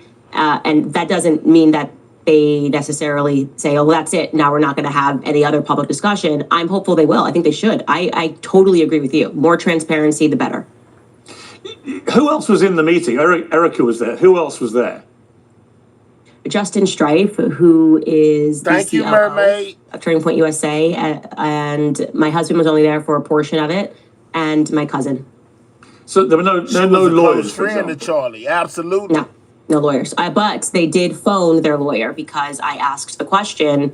I was like, look, I'm open to being wrong, obviously. If there is something, which I think the media was kind of hinting at, that they had more, but they couldn't share it with the public, I said, I'm happy to keep my mouth shut, and I want to feel good walking out of here that there is something there. There is some sort of a smoking gun, and I will tell viewers just to be patient. And so they did call one of the lawyers working on this case, and it was not convincing at all. He said, in effect, all we have is what the public has seen, and we won't. So she's saying that the person she talked to from Turning Point, the lawyer, basically said they don't have a lot of evidence. All they have is what everybody else has. The same things that we've seen on TV. You know, where they found the weapon, Grandpa's gun. You know, the place where he was shot from. You know, all of this and all of that. They don't have any kind of she don't feel like they have any kind of evidence that really sticks to Tyler, guys. No more, because we're investigating and looking for more. And so that just made me go, why is everybody being so over the top and ridiculous and using words like the evidence is overwhelming, it was Tyler Robinson, when they don't have anything that's overwhelming to show evidence. They don't have a video of him taking the shot, which I think was something that I assumed, like, okay, there's all these cameras, maybe they actually have that video and they're waiting for a moment to release that to the public. They don't have that. Or at least I can say Erica's side. Now, remember the video I just showed y'all of Tyler Robinson in court, where he's trying to get rid of the prosecution, saying that they basically have a prejudice because one of them or someone that they know that has ties to this case was at the university where Charlie was, unalived at, guys. So Tyler Robinson is trying to get the prosecutors thrown off the case. Not seen that, and the lawyer communicated to me that they would not have access to that until earliest would be May. That right now they're just investigating, just like we're doing back at home. Okay, you said that your motive for going to the meeting was that you would be able to come out and tell the world Tyler Robinson killed Charlie Kirk. So are you in a position to say that? Do you believe, as a consequence of your 4.5 hours with Erica, do you believe that it is now most likely that Tyler Robinson killed Charlie Kirk? Absolutely not. I haven't seen one piece. She said absolutely not. She don't think Tyler did it. I haven't seen one piece of compelling evidence. Absolutely not. I haven't seen one piece of compelling evidence that Tyler Robinson scaled the rooftops like Spider-Man on a college campus that he didn't go to, and fired one shot, a magic bullet shot, and killed Charlie Kirk. I have not seen one piece of compelling evidence. She cares because she was friends with Charlie. That's why. In fact, I've seen more compelling evidence to the contrary. Let's go. She said she's seen more evidence to the contrary, saying that Tyler didn't do it, basically. Who does Erica think killed her husband? Well, I think that in her recent PR blitz, she sort of communicated that she trusted her team, and her lawyer was using kind of the same rhetoric that the media has been using, where, there's really, this is like, it's overwhelming. Maybe he didn't say the word overwhelming, but he was like, it's very clear, I think is what he said in particular.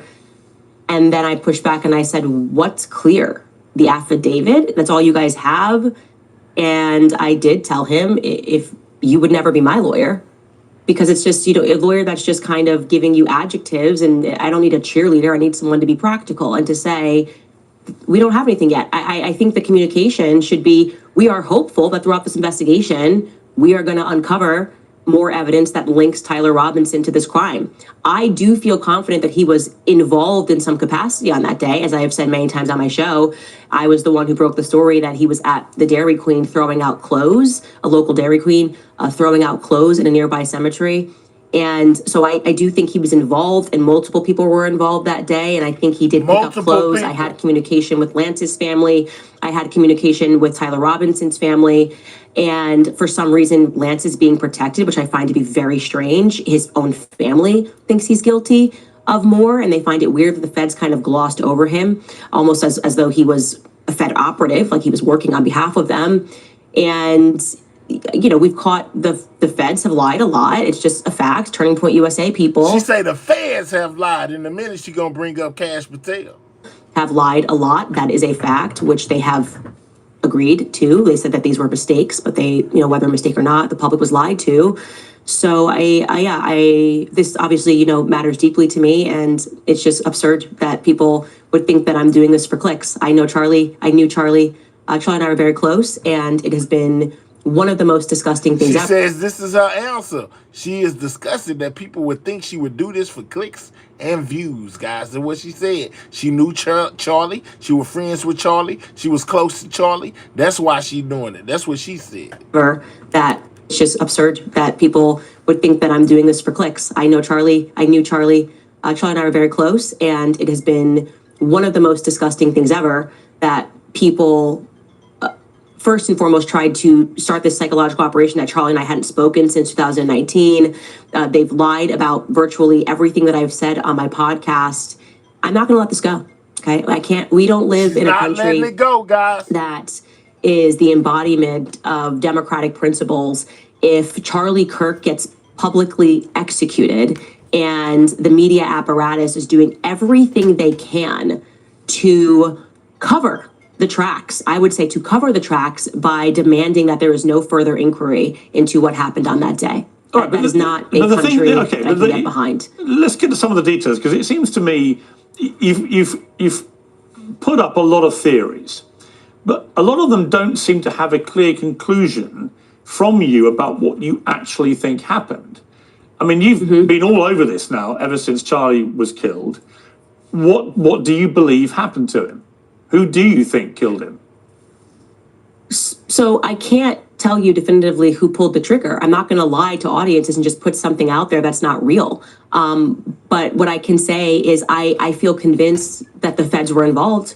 I can tell you that. I think the feds were involved in staging a cover-up. I think Cash Patel knows what happened and did not happen on that day. I am convinced by me being told by people that are feds that he is not acting right, and that I am convinced by me being told by people that are feds that he is not acting right and that he is not wanting to share any information. Just a couple of people are allowed to even see anything. A Fed told me that they can't even touch the Charlie Kirk file without risk of being fired. What? Can't touch it? Oh, man, is Candace tripping or is she on point, guys? Let me know. Double tap that screen. That's how you hit the like button. It helps out the channel, man. Candace is being very detailed, on her meeting with Erica Kirknam. And she still says she's not going to stop, guys. She's pushing this thing. She even threw Cash Patel out there, man. Double tap that screen, get the likes up. Or click those three dots, hit that thumbs up. Make sure you subscribing to the channel, man. We about 50 subscribers away from 58K. So subscribe. Fired, and that he's grown increasingly mad. The U.S. Marshals that were there when they were doing the quote-unquote manhunt for 33 hours said that Cash Patel effectively sent them on a wild goose chase, which is what was signaled to the public when he said, "We got him," and it was actually the wrong person. And so it caused people to stop looking because they were convinced that they had the shooter. They felt that that was in order to allow the real perpetrators of the crimes to get away. Whoa. No, but that could just be the fog of the immediacy of these things. We've seen it at Brown University. Exactly the same thing. They thought they had the killer. It turned out to be the wrong person. Right? It doesn't mean there's any great conspiracy by the feds to cover anything up. And again, even if what you're saying is true, I don't know. Maybe you're right.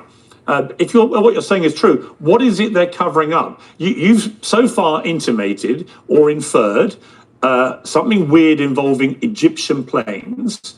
So, what's that about? You've inferred perhaps the Egyptian planes, guys, where Candace says that there were Egyptian planes that were following Erica and Charlie Kirk everywhere they went. And she wants the Egyptian planes. Yeah, I know it sounds crazy to be investigated, guys. Israeli involvement in some way. You've certainly inferred a lot of Turning Point USA involvement. That's a lot of people getting involved here in the murder of Charlie Kirk potentially.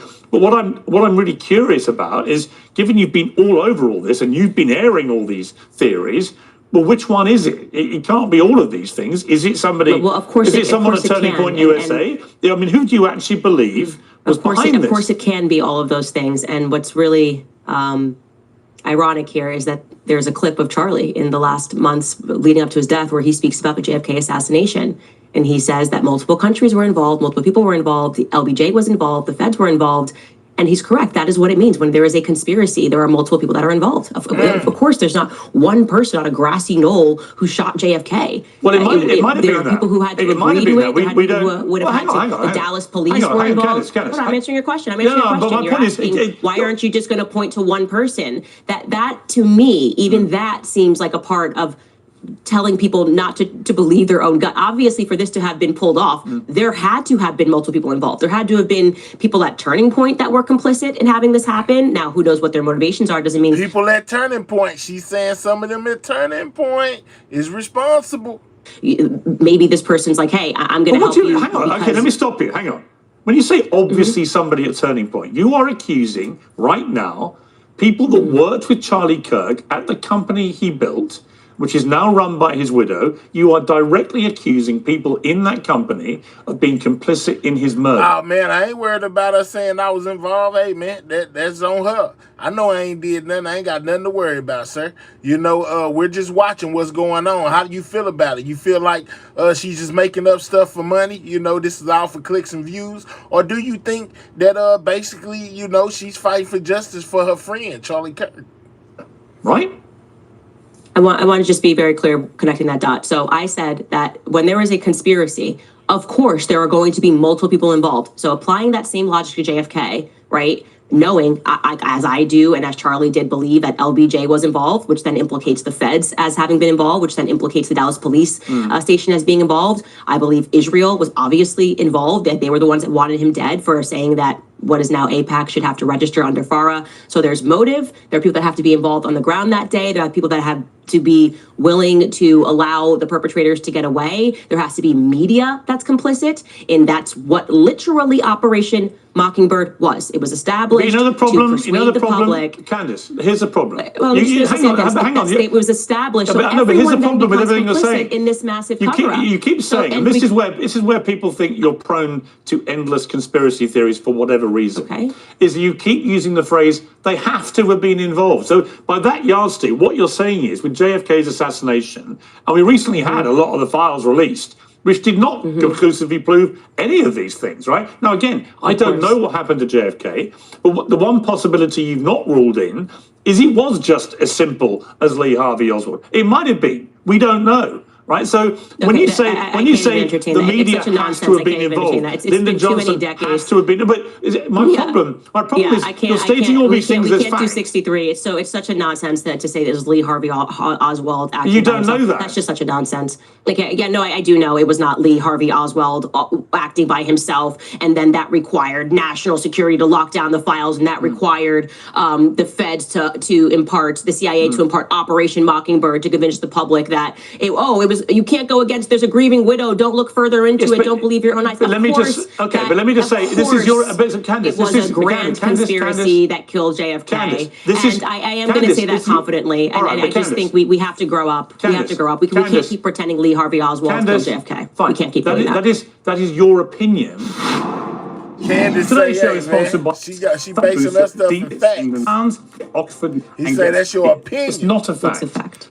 It's an opinion. No, that's a fact. No, it's not a fact. It's a fact. It's not a fact. It's a fact. The whole reason there are still conspiracy theories about JFK's assassination is none of this is a fact. You are floating it as your theory. Because the feds are never going to admit to their own crimes. That is the reason we're still discussing it. That may be the case, but you can't prove that.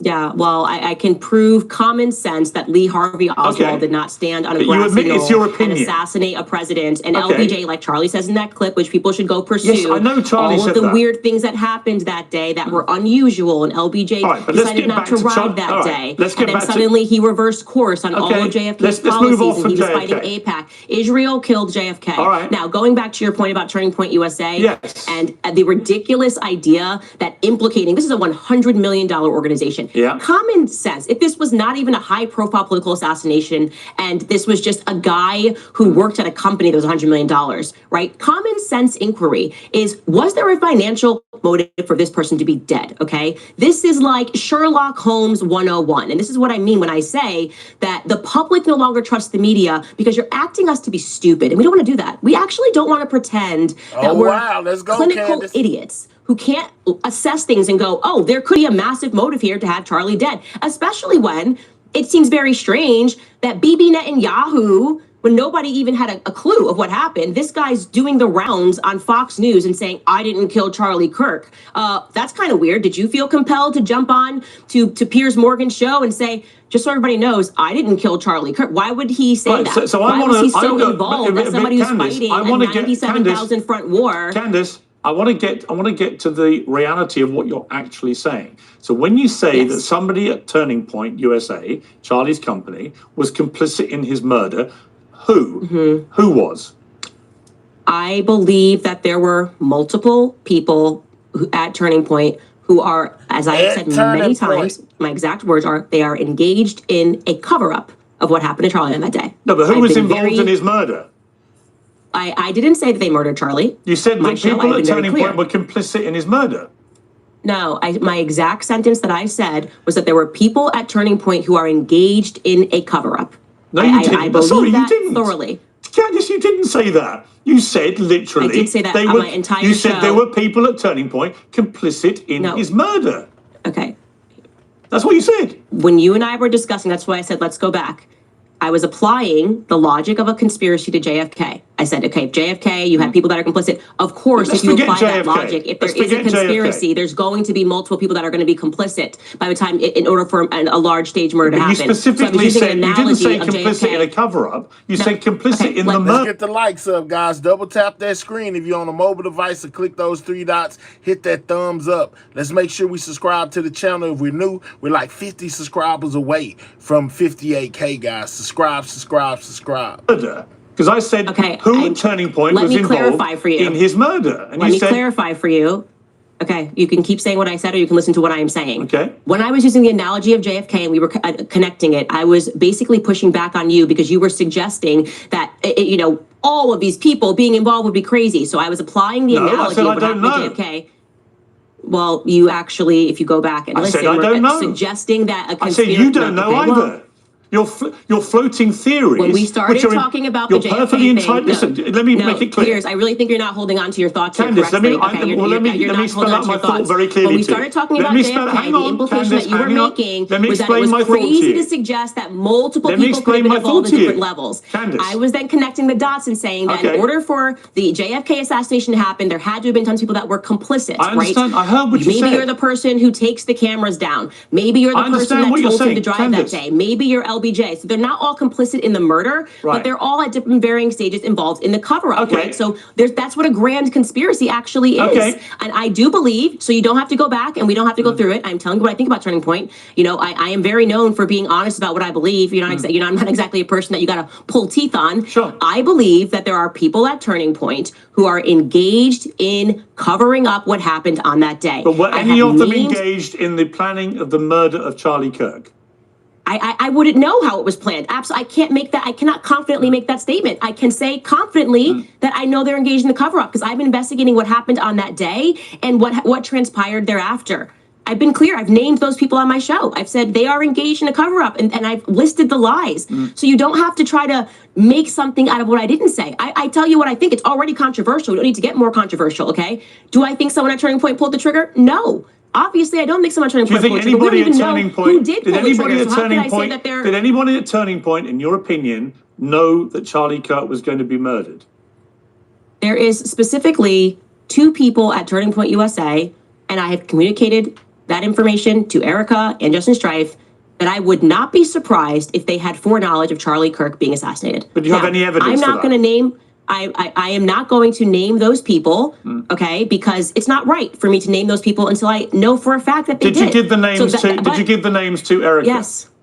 So I absolutely did. You gave the names to Erica of two. She said 2 people at Turning Point, and she gave Erica Kirk their names, guys. Continue to double tap that screen. If you're on a mobile device, or click the 3 dots, hit the thumbs up, guys. It helps out the channel. This is crazy. Current employees at Turning Point, who you believe were involved in the preparation for the murder of Charlie Kirk. Is that what you're saying?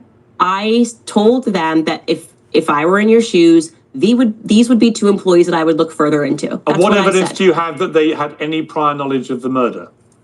Because I don't have concrete evidence is the reason why I'm not naming them. So I've been So you've got responsible. no I'm not evidence, saying, but you're telling the widow that these 2 people may have been involved in the murder. But you see the problem. Well, the evidence for it is people that there is not concrete evidence. It's like you're trying to get me to say something that I never said and then asking me to defend it. No, I'm not asking saying what it. evidence Let's you've actually got. go to, you're asking me privately, did I communicate to them that I think you should look further? That's called an investigation, Piers, okay? So what you're What are doing you is a basing it strategy on? of like, if somebody dies, you're saying to the police, you can't ask any questions about anybody unless you have concrete evidence. We're at the stage of investigation. I'm not saying yes, that. you can. I'm And not let me saying give that. people in the public the permission to do this. Follow your instinct. If you feel something is off, keep asking questions No problem. until you get concrete evidence. And when you problem at have concrete evidence, you should name those people. No I don't problem. have the concrete But you evidence. have named I other find there people. inconsistencies. Okay, but you have named other I'm trying to people. answer, just Piers, you can't ask me questions. You can't ask me questions, let me finish it. I have communicated to them that their inconsistencies make me uncomfortable. I have communicated to them that somebody else who is a third party gave me some information that I am not yet comfortable as I am vetting it, giving it to the public, because that's the responsible thing to do. These are private citizens. And that if I were in their shoes and had more access to information, I would go down that route, okay? Unless I am fully confident that they actually did have something to do, like here is the smoking gun, I'm not gonna name those people. Okay. But the people I have named thus far are people that I believe are engaged in a cover-up. Like I said, hold me accountable for Well, what I let's have talk said, about one of those okay? people. Let's talk about one of those people Cool. because the Turning Point producer Blake Neff wrote this in early December.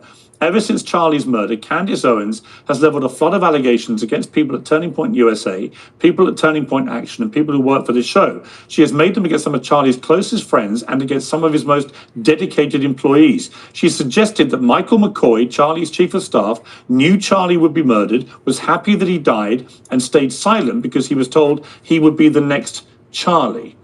Now, let's move then to, you said in your podcast that new information was given to you in your meeting with Erica Kirk about Mikey McCoy that's now satisfied you.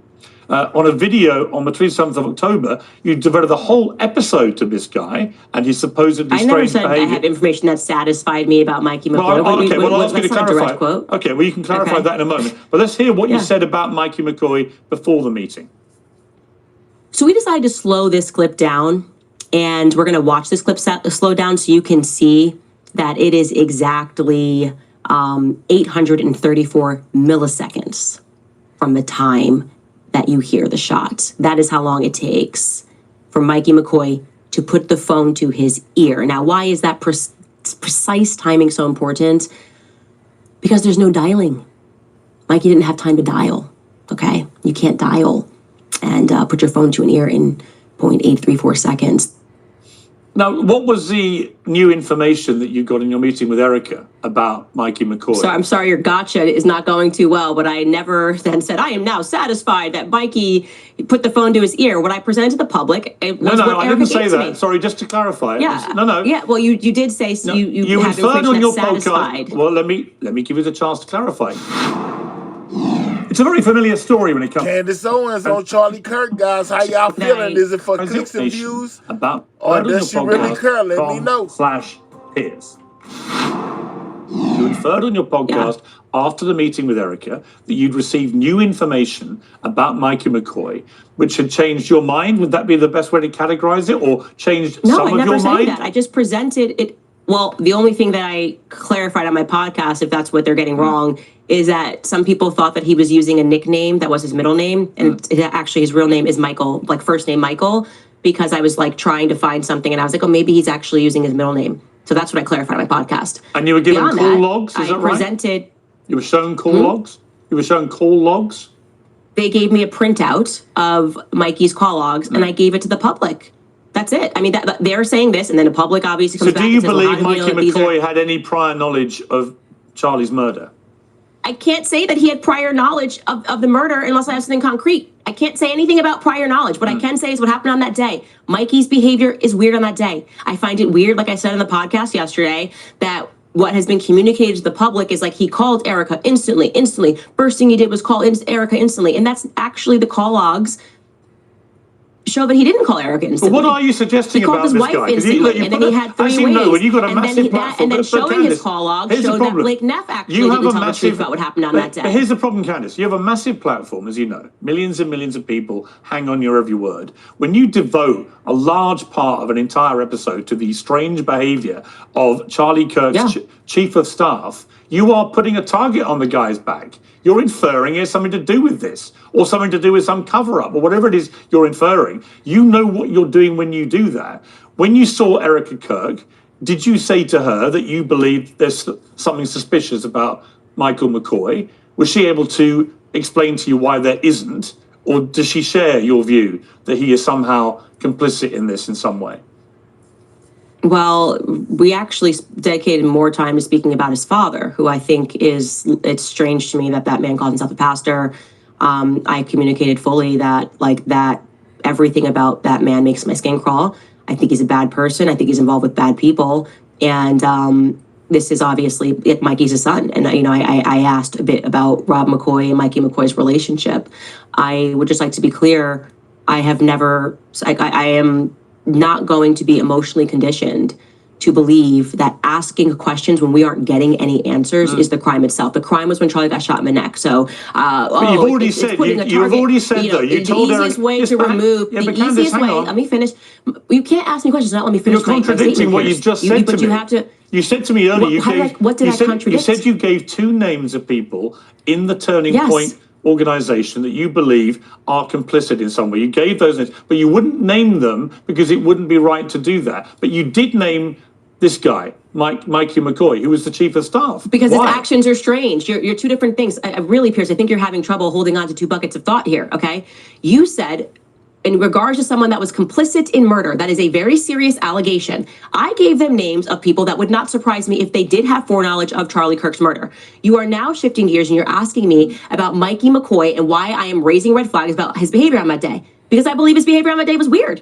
I think it's painfully obvious that his behavior was weird. I don't know people that don't duck when a shot comes down. Complicit? So I'm sorry that I have eyes, and I am agreeing with the public that Mikey McCoy's behavior was weird on that day. Okay, these are 2 different things. Now, if I'm going to make an assertion that somebody had something to do with planning this murder, I better be damn sure. And if I said that on my podcast, right? That's all I'm saying. I had never made that claim that Mikey McCoy planned Charlie Kirk's assassination. No, I think like a lot of the claims you're making, it's difficult to work out what you're actually claiming. You're throwing a lot of mud in the air, including people's names, which immediately then has millions of people chasing after these guys on social media and thinking, I'm sorry they get caught lying.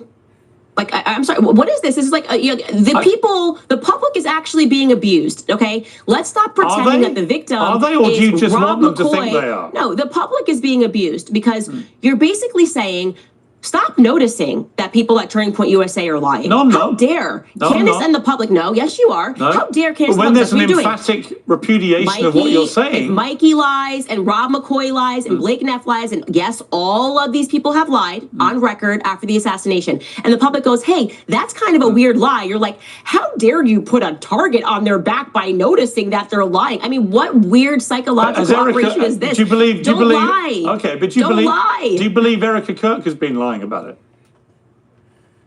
No, I have been explicit on my show when people were saying, why aren't you attacking Erica Kirk? I said, because y'all think You know, is it for money or is it for, you know, the love, guys? We need 10 more likes to hit 300, man. Double tap that screen. That's how you hit the like button, or click those 3 dots, hit that thumbs up. Most definitely, everybody hit the like button. It helps out the channel. I appreciate it. But Candace is giving her insight into how she feel about the unaliving of Charlie Kirk, guys. Make sure y'all subscribing to the channel as well, man. We on the road to 50K. Let's see. We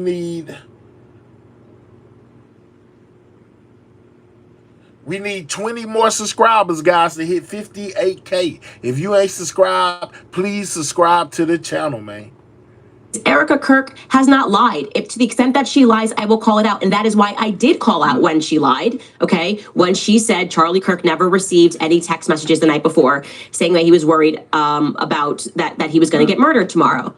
I instantly said, well, here we have it. That's a lie. He definitively did send out text messages to both Dan Flood and Andrew Kolba. And when we met in person, she clarified that, okay, yes, that's real. And we didn't know until you said it because he was using a different app and she was checking his iMessages. So to me, if you lie, you're going to make an enemy of me. Let's go, Ballin. Just don't lie. Absolutely, How about that been basic saying requirement to say to people, don't lie about what happened on that day. Don't lie about what you did on that day, because that's the first clue to investigators that that person should be looked at further. All right. Again, this is common sense. Okay, let's move to something else Blake Neff said. He said, Candace has made other stranger allegations involving French paratroopers in maroon shirts, Egyptian Air Force planes flying out of Provo, Utah, and potential underground assassins traveling through unseen tunnels. At one point in early November, she started wildly throwing suspicion on members of Utah Valley's soccer team for wearing hoodies. I could go on. There's always something new coming up. None of it ever pans out because from the start, there's been nothing there. What do you say to that? He's lying, and that's the reason why Blake Neff is a suspicious character. I mean, him saying that I pointed to a soccer UVU person is complete fiction. I never had discussed that person on my show. Somebody was asking for a clearer photo of the person on X, and I shared it. No suspicion. Never said this person had anything to do with anything. I never covered him as a suspect on my show of anything at all. Didn't ask for more information on this person. That kid instantly responded and said, oh, those are our school colors, and that was it. And Turning Point tried to turn it into a thing. Why are you doing that? Regarding the Egyptian planes, that's a fact. Why are you saying she said that there was a military Egyptian plane on the ground that day? There was. In fact, there were 2. So why are you pretending that that's like a weird thing to notice? And that is why people have been flagged about these planes. To his other, let me ask you about the planes. I'm never allowed to answer a single question. These Egyptian planes she keep bringing up, guys. He wants to ask her about the Egyptian planes that she claims was following Charlie and Erica everywhere they went days leading up to the unaliving of Charlie Kirk, guys. That you say in entirety before you move on to the next question. You can't just keep talking ad infinitum. I'm allowed to ask you another question. No, it's called answering. You just read an entire statement of multiple points of Blake. I got to the second point, and you're like, let me ask you a question. No, I want to ask you. No, Piers, you already asked me a question. I'm trying to answer the question that you asked. No, I want to ask you a follow-up specifically about the Egyptian planes, given you've now addressed it, which is, where is the evidence that any of these Egyptian planes were tracking Erica Kirk? I am going to be publishing the full document because there's not even just 2 planes. There's actually 4 planes that have been flying in, and I should be more thorough because I realized that the spreadsheet I posted people. Not that. Let me. Can I just please, without you cutting me off, answer one thing? Okay, thank you. These Egyptian planes, more broadly speaking, now that we have gone deeper onto the planes, recognizing that the reaction to them is not normal, what we can say is that these Egyptian planes are tied to Israel. They've been flying in and out of Israel with their transponder off for years. But regarding the Turning Point USA picture, more broadly speaking, Turning Point USA faith, okay? Obviously, Erica has been involved in a lot of the church stuff. It's not specifically tracking just Erica. It's Turning Point faith events. Broadly speaking, I gave that information as well. I told Justin Strife and Erica, I'm happy to give you this color-coded spreadsheet. There's no question there's a correlation here between Turning Point USA faith in particular, which, by the way, from the beginning of this, I've said something is wrong with this faith contingent, especially because Rob McCoy for a while was heading up that department, and he makes my skin crawl. And so, yeah, I have the evidence for that. And we're going to actually publish it on our website. So there can be no question, which I should have done from the very beginning. But let me ask you. Showing that these planes were tracking Charlie. At various times there where Erica is, various times there where Rob McCoy is. But the consistent thread here is faith. Faith events, like Kingdom to the Capitol tour. Assuming you're right, and I don't know, But I know Erica Kirk, when asked about this, said on CBS, if you want to go through my flight log, go right ahead. It's very boring. Mm-hmm. You, Candace, say I was here on this date. I have a photo on my phone to prove I was actually in hospital having contractions. So that's one thing she's directly repudiated. But let's assume for a moment you're right, and that all these Egyptian planes were flying around tracking Charlie Kirk and Turning Point, Faith and Erica Kirk. Why? What is your theory? I don't know. I don't know. But what's your theory then? You must have an my idea. My theory is that we should investigate everything strange that happened on that day so we can figure out what happened. But are you suggesting that? Are you suggesting why is everybody Egypt? Why are we pretending that we don't know why we ask questions? Like why? Like you're a journalist. You know what this is. You're like, what's going on? What's going on? Why do you want to know why these planes were tracking Charlie? Well, my theory is that we are being sold absolute Fed slop. The media is doing their Operation Mockingbird Part 2 scenario by telling us, well, unless you absolutely have a conclusion, you can't even ask the question. Yes, we very well can. Keep asking consistent questions until we get a clarified explanation for what happened on that day. And right now, we have nothing, okay? And that is the reason why people are watching my show, because I'm the only one not treating them like they're absolute idiots who don't have two eyes, who believe in many theories, and who understand that Egyptian planes should not have been tracking Charlie even 3 times this year would be an anomaly, okay? They've been tracking him. We don't know where it's going to end, but we are going to keep asking questions until we get clear answers. Candace, it may be that the person in the media spewing bullshit to the public is you. Oh, wow. No, nice try. It's not. It's you by saying, why are you asking questions? Don't you worry about Mikey's feelings? Everyone knows what this is. And like I said, because we have the example, the concrete example of after JFK's assassination, the media members quite literally being put on the payroll of the CIA. We have a historical example that we can look at and go, we're not doing that again. Doesn't matter how many times you keep telling the public that I'm spewing bullshit. It is only because there has not been anything that has come out of this investigation that makes any sense that the public is not listening to. I am sorry to say this, Piers, people like you. And what I love about you and I sitting down is that this exact same time last year, you were doing the same weird questioning and making all these things when I said that they were committing a Holocaust against the Gazans. And then you changed your mind. Actually, this time, I'll see you next year when you change your mind again and we have more information about what happened. And you realize that the difference between me and you is that I have the courage to take the risks and ask the questions. To say she's standing on it first, okay, before it's popular. You wait until it becomes popular and then you change your mind. You may remember that one of your courageous moves was to repeatedly tell the world that Brigitte Macron is a man. As you now know, and she is. As you now know, we had a $300,000 bet to charity about this because she's a woman. Yes, is my view. She's not a woman. Well, we're going to find out. Is the point, because it's going to court. They're suing you, and when she proves, as she will, that she's a woman, because it's very easy to prove, and you lose that case, then that she refuses to do it for years. But then it will become more obvious to people that, look, I think you're a brilliant operator at what you do. That's, I like you personally. You know that, right? None of this is personal for me about you at all. I just have watched him last year from Brigitte Macron now into the Charlie Kirk story. I think you've developed a modus operandi, which, to put it politely, is you flying what we would call in the world of journalism kites, and just seeing what can cause the most merry hell, therefore get you the biggest audience, therefore make you the most amount of money. And people have, as you know, you've been widely attacked now by a lot of people who say... So he telling Candace to her face, he feel like she's doing it for clicks and views. He feels like this is not out of love or trying to find out what really happened to Charlie. This is all about money, clicks, and views. What do y'all think? Make sure you double tapping that screen if you have not, if you're on a mobile device, or click those 3 dots, hit that thumbs up, guys. It helps out the channel, and most definitely subscribe if you are new, guys. Subscribe. Let's get those likes up. Double tap the screen of your mobile device or click those 3 dots, hit that thumbs up. It helps out the channel, guys.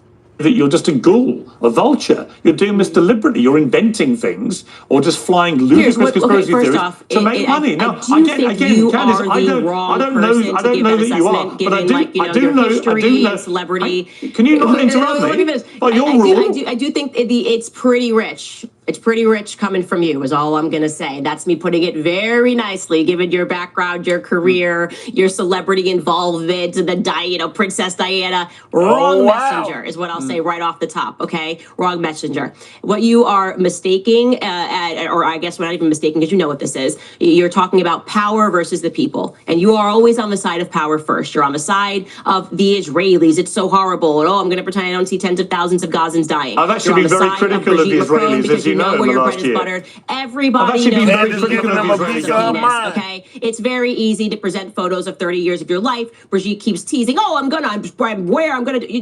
nobody asked you for a blood test. We asked you for some photos and you refused to do it. And everybody knows that Charlie Kirk was not shot by Tyler Robinson on a rooftop. I am sorry that in this day and age, there seems to be... She said the whole world knows that Charlie Kirk was not unalived by Tyler Robinson on a rooftop. That's what she said, allegedly.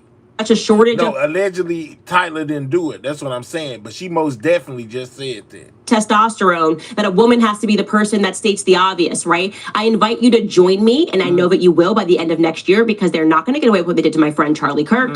And I am not going to change my mind, least of all when I am being called names by someone who has quite a year background and experience in doing things because it's lucrative and not always because it's sensitive. Sure, you can call me a hypocrite as much as you want. I don't care. It's fine. I'm just simply saying what other people have been saying about you. I didn't say I felt that. Thank you. I said I'll let you know. Somebody said it most definitely wasn't Tyler, but it was a government cover-up. Okay. People are saying about you too. I'll keep you posted. People are saying about you. I read it all the time. But I would say that, like I said at the start of this interview, I don't know whether any of the things you're saying are true or not. I just do know you're saying a huge amount of stuff. It's making you very wealthy. You're getting millions and millions of people coming in, which by the way... what is this idea that it's making me very wealthy? Can you explain that slowly? Yes, I'm going to explain it to you slowly. About money. I had a huge run-in, for example... This is just like a talking point. No, I'm going to explain exactly what I mean.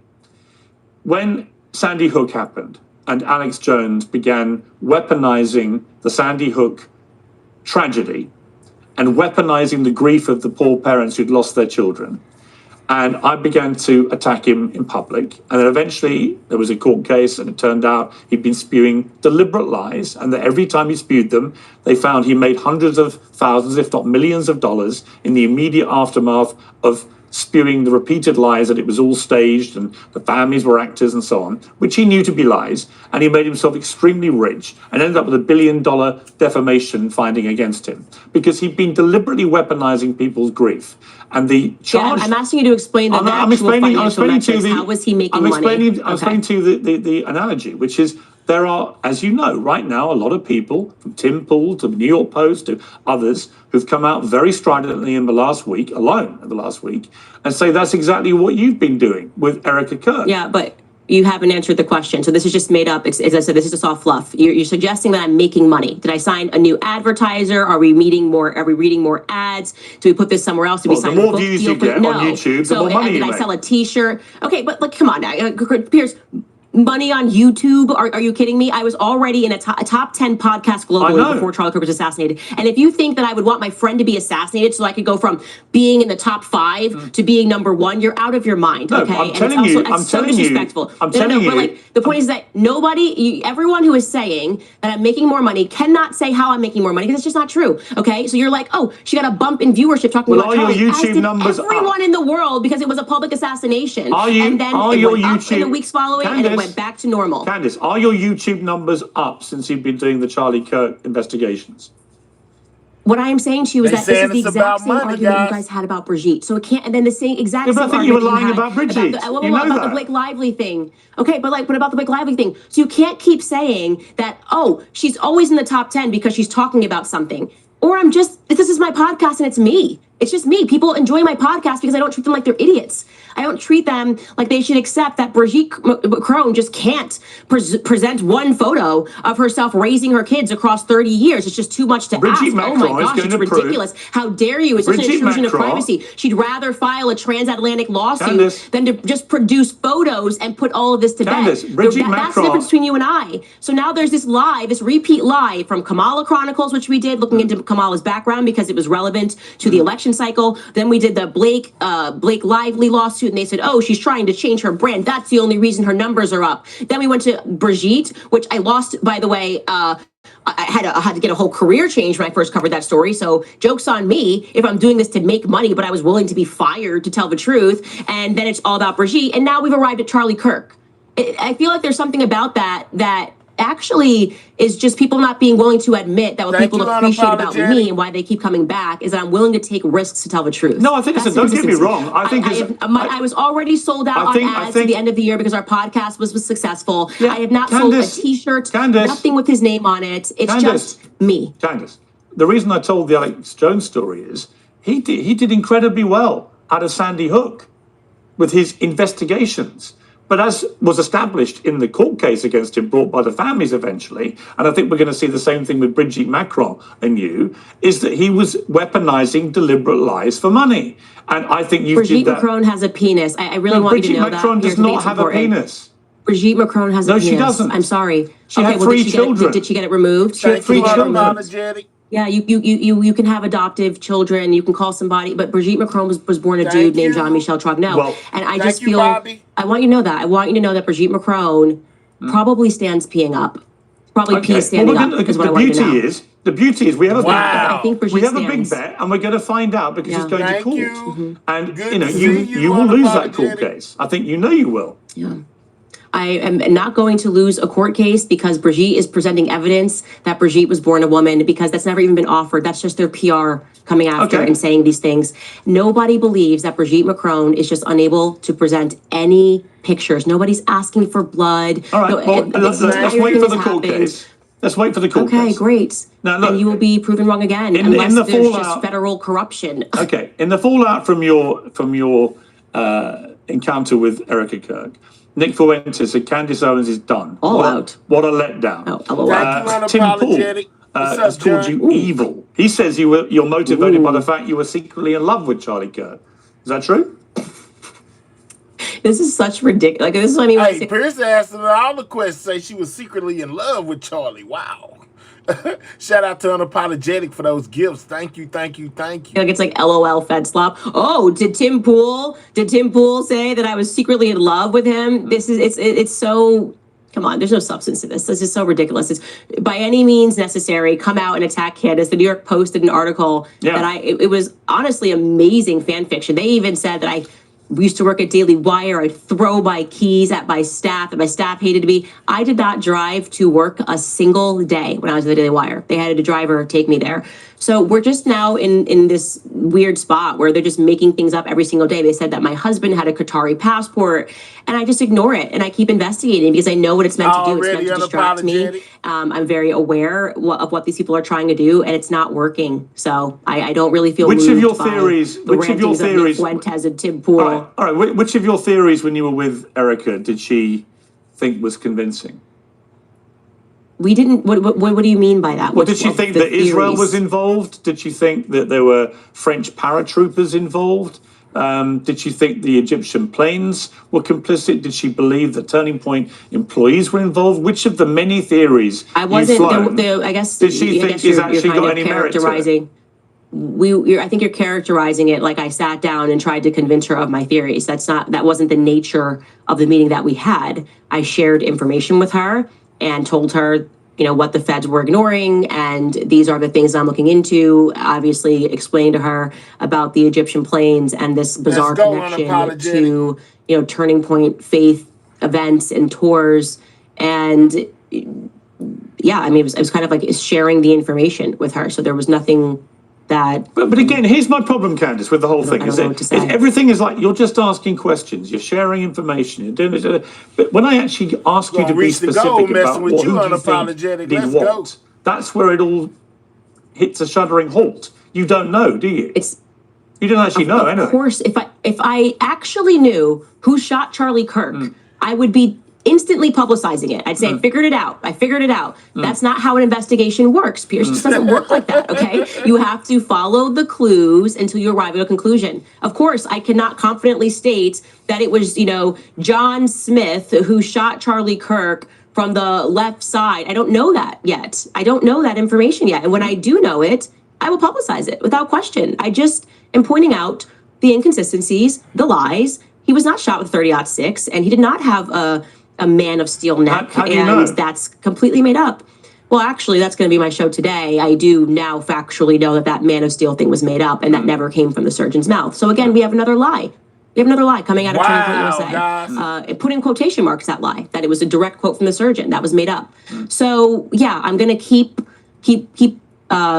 track of all of these lies, deliver them to the public, and allow them to surmise. I'm going to allow them to think critically while it's still legal. I know it's barely legal in the UK, and it's becoming increasingly less legal here in the United States. So I'm going to use every opportunity to ask every question. Okay, but pre the meeting with Erica, you repeatedly questioned why Thank you, we weren't being told where Unapologetic. Charlie Kirk Shout out to is everybody buried, that or even if he has donated. We been reached the buried goal. yet. Did Thank you get y'all. those Thank answers? you, Unapologetic. You know what it is. You have the wrong commentator who questioned that. I think that was Milo Yiannopoulos.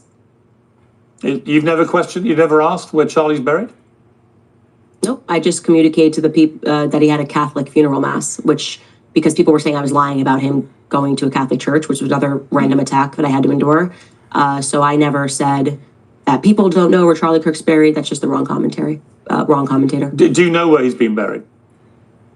I actually genuinely never got to that question with Erica, but I do know where he's.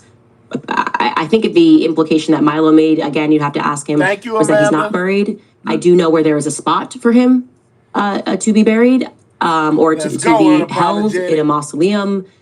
But I never, that's just, you have the wrong person on that. Erica was emphatic in the CBS thing that she wanted you to stop with the conspiracy theories, or maybe you've got it all right, and all of this stuff is true, and it's all involving the Israelis and Egypt and Turning Point in a mass conspiracy with this young kid, Tyler Robinson, brought in, and they're all involved in this dramatic murder of Charlie Kirk. Maybe let's just assume for a moment you're 100% right.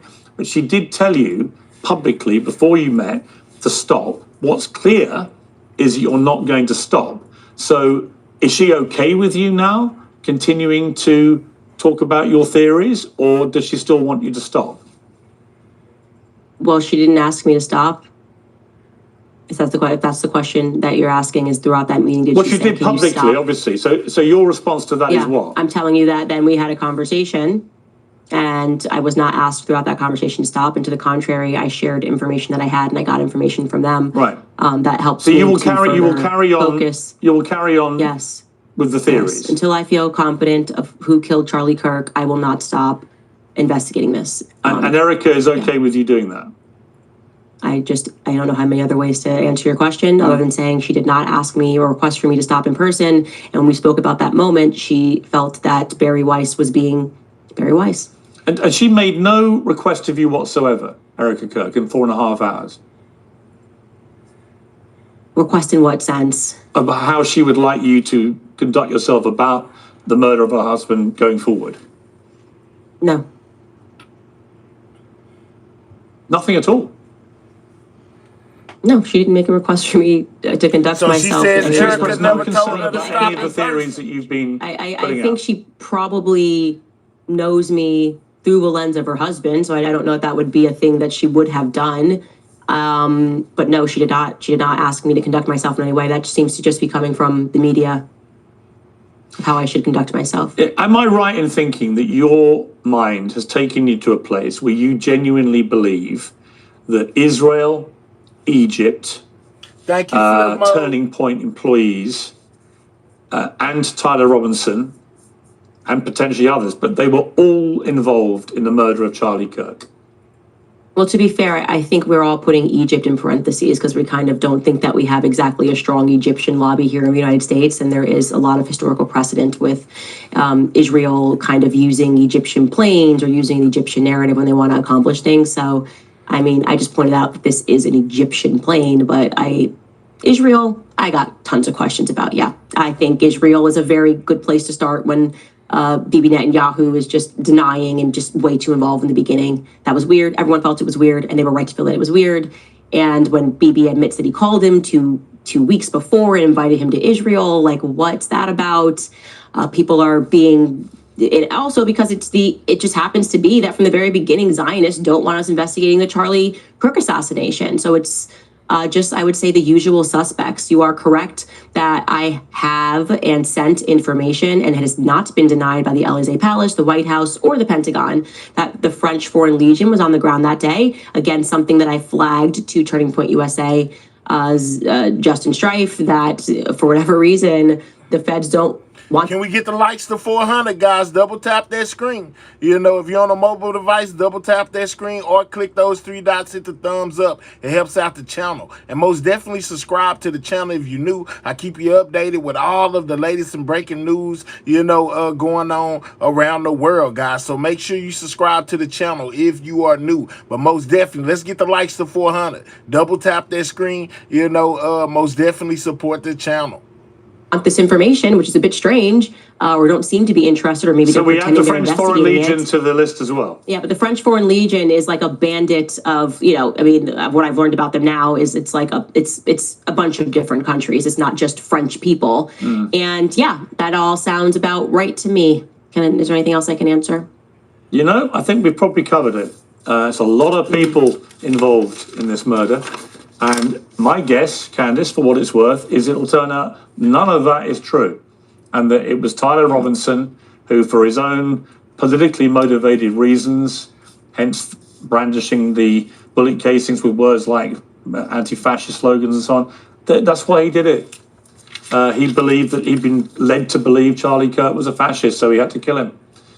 Which is a different issue about why I feel so strongly that these words shouldn't be bandied about, because in deranged young minds, it can have that effect on them. We see it time and again. But look, if it turns out that you're right and that Charlie Kirk was murdered by a group of people, including the French Foreign Legion, Egypt, Israel, Turning Point, his own employees, and they were all in on this to murder Charlie Kirk, you will be proven 100% right. And I will be the first to salute your brilliant investigative journalism. But in return, if it turns out you're completely wrong, then I would expect you to come back on Uncensored and admit you were completely wrong. Is that a fair deal? I was hoping that by the time we did this, I'd be able to do that because they showed me something that was so compelling. That didn't happen. So yeah, deal is on, as always. Between you and I, the deal is on. Excellent. I'll add it to the list. Candace, I want to wish you a Merry Christmas. We're both Christians. We have that in common. And it's always good to have you on Uncensored. I'll say this about you. I say this to everyone. You come and do these things. You don't duck them. You don't shirk them. You don't hide away. You stand behind what you say. My only question for you, it's not for you, it's about you, is when people say to me, do you think she believes this stuff? I don't know. I don't know if you do or not. I know that Alex Jones didn't. It's just so fun being the lone person to be attacked every second and every minute of every day that I was just like, you know what, this is so fun for me. I love it. I love the threat of losing your job and people going after your sponsors and having to worry about your security. It's so fun. You know, it would be so easy. I would be a billionaire. I'd be on the cover of Vogue magazine if I would just say the thing. If I would just be a federal operative and tell people to trans their kids and tell them like Brigitte's like a really beautiful woman and tell them that Charlie Kirk was shot by one person on a rooftop with impeccable luck who scaled the rooftops like Spider-Man. That's the easier route in life. Unfortunately, spiritually, I can't do it. I'm just my granddad's granddaughter and he couldn't lie. I can't lie. And I don't want my kids to grow up in a world where a bunch of freaks and pedophiles are in power, which is in the circumstances that we live in today. We cannot live in a world where Jeffrey Epstein is being protected by the government and Charlie Kirk is being publicly assassinated. I can't do it. I won't do it. And let the chips fall where they may. Candace Owens, always good to have you on Uncensored. Thank you very much.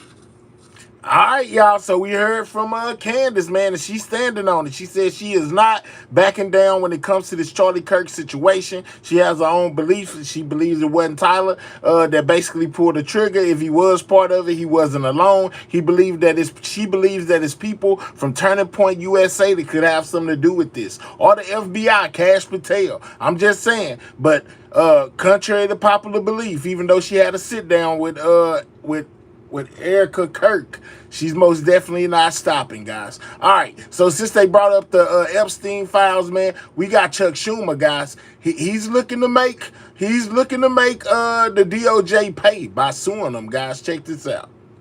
He reiterated he never visited Epstein's private island while calling the controversy a Democratic distraction from his accomplishments. This whole thing is with Epstein is a way of trying to deflect from the tremendous success that the Republican Party has. Like, for instance, today we're building the biggest ships in the world, most powerful ships in the world, and they're asking me questions about Jeffrey Epstein. I thought that was finished. I believe they gave over 100,000 pages of documents, and there is tremendous backlash. It's an interesting question because a lot of people are very angry that pictures are being released of other people that really had nothing to do with Epstein, but they're in a picture with him because he was at a party, and you ruin the reputation of somebody. So a lot of people are very angry that this continues. A lot of Republicans are angry because of the fact that it's just used to deflect against a tremendous success. Except that a lot of Republicans voted for these Bill files to be Clinton released in in the the first place. jacuzzi. In fact, only one House Republican voted against it. President Trump, though, also specifically commented on former President Bill Clinton, who has also appeared in some of the released pictures. You see some of them on the screen, along with a handful of other celebrities, though no evidence suggested any were involved in criminal activities. I don't like the pictures of Bill Clinton being shown. I don't like the pictures of other people being shown. I think it's a terrible thing. I think Bill Clinton's a big boy. He can handle it, but you probably have pictures being exposed of other people that innocently met Jeffrey Epstein years ago, many years ago, and they're, highly respected bankers and lawyers and others. Now, a spokesman for former President Clinton released a statement on social media calling the selective release of documents an act of, quote, protection for someone or something, but argued that Clinton needed no such protection. The statement also urged President Trump to direct his Attorney General Pam Bondi to release all remaining materials mentioning Clinton. Also new, as we come on the air right now, our team's going through a batch of tens of thousands of documents that appeared to be from the Epstein files that were briefly posted on the DOJ website yesterday. They were there, and then they disappeared without explanation. We think they're back now. The material included thousands of more government documents and emails, as well as several dozen videos from the Bureau of Prisons. The files include wide-ranging references to the president, but we should note that being mentioned, of course, does not demonstrate criminal wrongdoing. The DOJ did not immediately respond to questions about why these documents had been posted and then apparently removed. Want to bring in White House reporter for The Hill, Julia Manchester. Julia, we saw that reaction there from President Trump to Friday's initial release of these files. What stood out to you about the way that he spoke about it? And does it match what administration officials are telling you behind the scenes about the way that this story has had really impressive staying power from an administration and in an era where we are regularly ping-ponging between stories with a short attention span because the news cycle forces us to be that way? Yeah, good morning, Allie. I was really struck, I think, by what President Trump had to say about former President Bill Clinton, a one-time ally and friend, now somewhat of a political opponent. At least we know that Hillary Clinton was a political opponent of Bill Clinton's. And, President Trump seemed to almost defend Bill Clinton there, calling it a terrible thing. Maybe it wasn't a defense. Maybe it was more of a deflection there, pointing to the troves of images of Bill Clinton, many of them unflattering in that release of the Epstein files. But, going back to his response, yes, I think it matches with what the administration has said behind the scenes, is that this is a distraction. And they clearly, and they're very open saying this, President Trump is very open saying this, they don't want to be talking about this. For example, yesterday, we saw President Trump speaking at Mar-a-Lago wanting to announce the golden fleet of Navy ships and new Navy ships that will be built, and talking about what he says is the progress made in targeting alleged narco terrorists in the Caribbean and Eastern Pacific. But instead, and President Trump even said this, instead he's asked about the Epstein files. So this continues to be the story that literally follows President Trump wherever he goes. And it's probably going to follow him into 2026, because we know that Ro Khanna and Thomas Massie, a Democrat and Republican in Congress, are floating these inherent contempt charges against Files Transparency Act can go to the president's desk. No one put their name on a vote. So how might this play out in January? Well, look, that's going to be, I think, a big test for Republicans in the House and the Senate in January in terms of putting their name on a vote. But politically, you bring up an interesting point talking about the president's supporters being, so in favor of the release of these. So we got Chuck Schumer, guys, going to push, basically is going to push the Senate to vote, on suing the DOJ for all those redactions that didn't have to be there. He said he was going to do it before they released them if they redacted information that didn't need to be redacted. I guess in his eyes they did, so he most definitely looking to sue. Files. I'm going to hearken back to that very, I guess now infamous Vanity Fair interview White House Chief of Staff Susie Wiles took part in which she said that a lot of the president's newer supporters were the ones who were calling for the Epstein files to be released, how they were very much an important part to that winning coalition in 2024, Allie. We know that President Trump is set to go on the campaign trail, the midterm campaign trail in 2026. I don't think that Epstein files is necessarily going to be the top of the list of voter concerns. However, you're going to have a number of lawmakers who are up for re-election who are, going to have to take or very well could take some public stance on this. And on top of that, you're going to have President Trump, according to Susie Wiles, hitting the campaign trail increasingly. So this is a storyline that could not only play out on Capitol Hill, but play out for the battle for control of Capitol Hill on the campaign trail.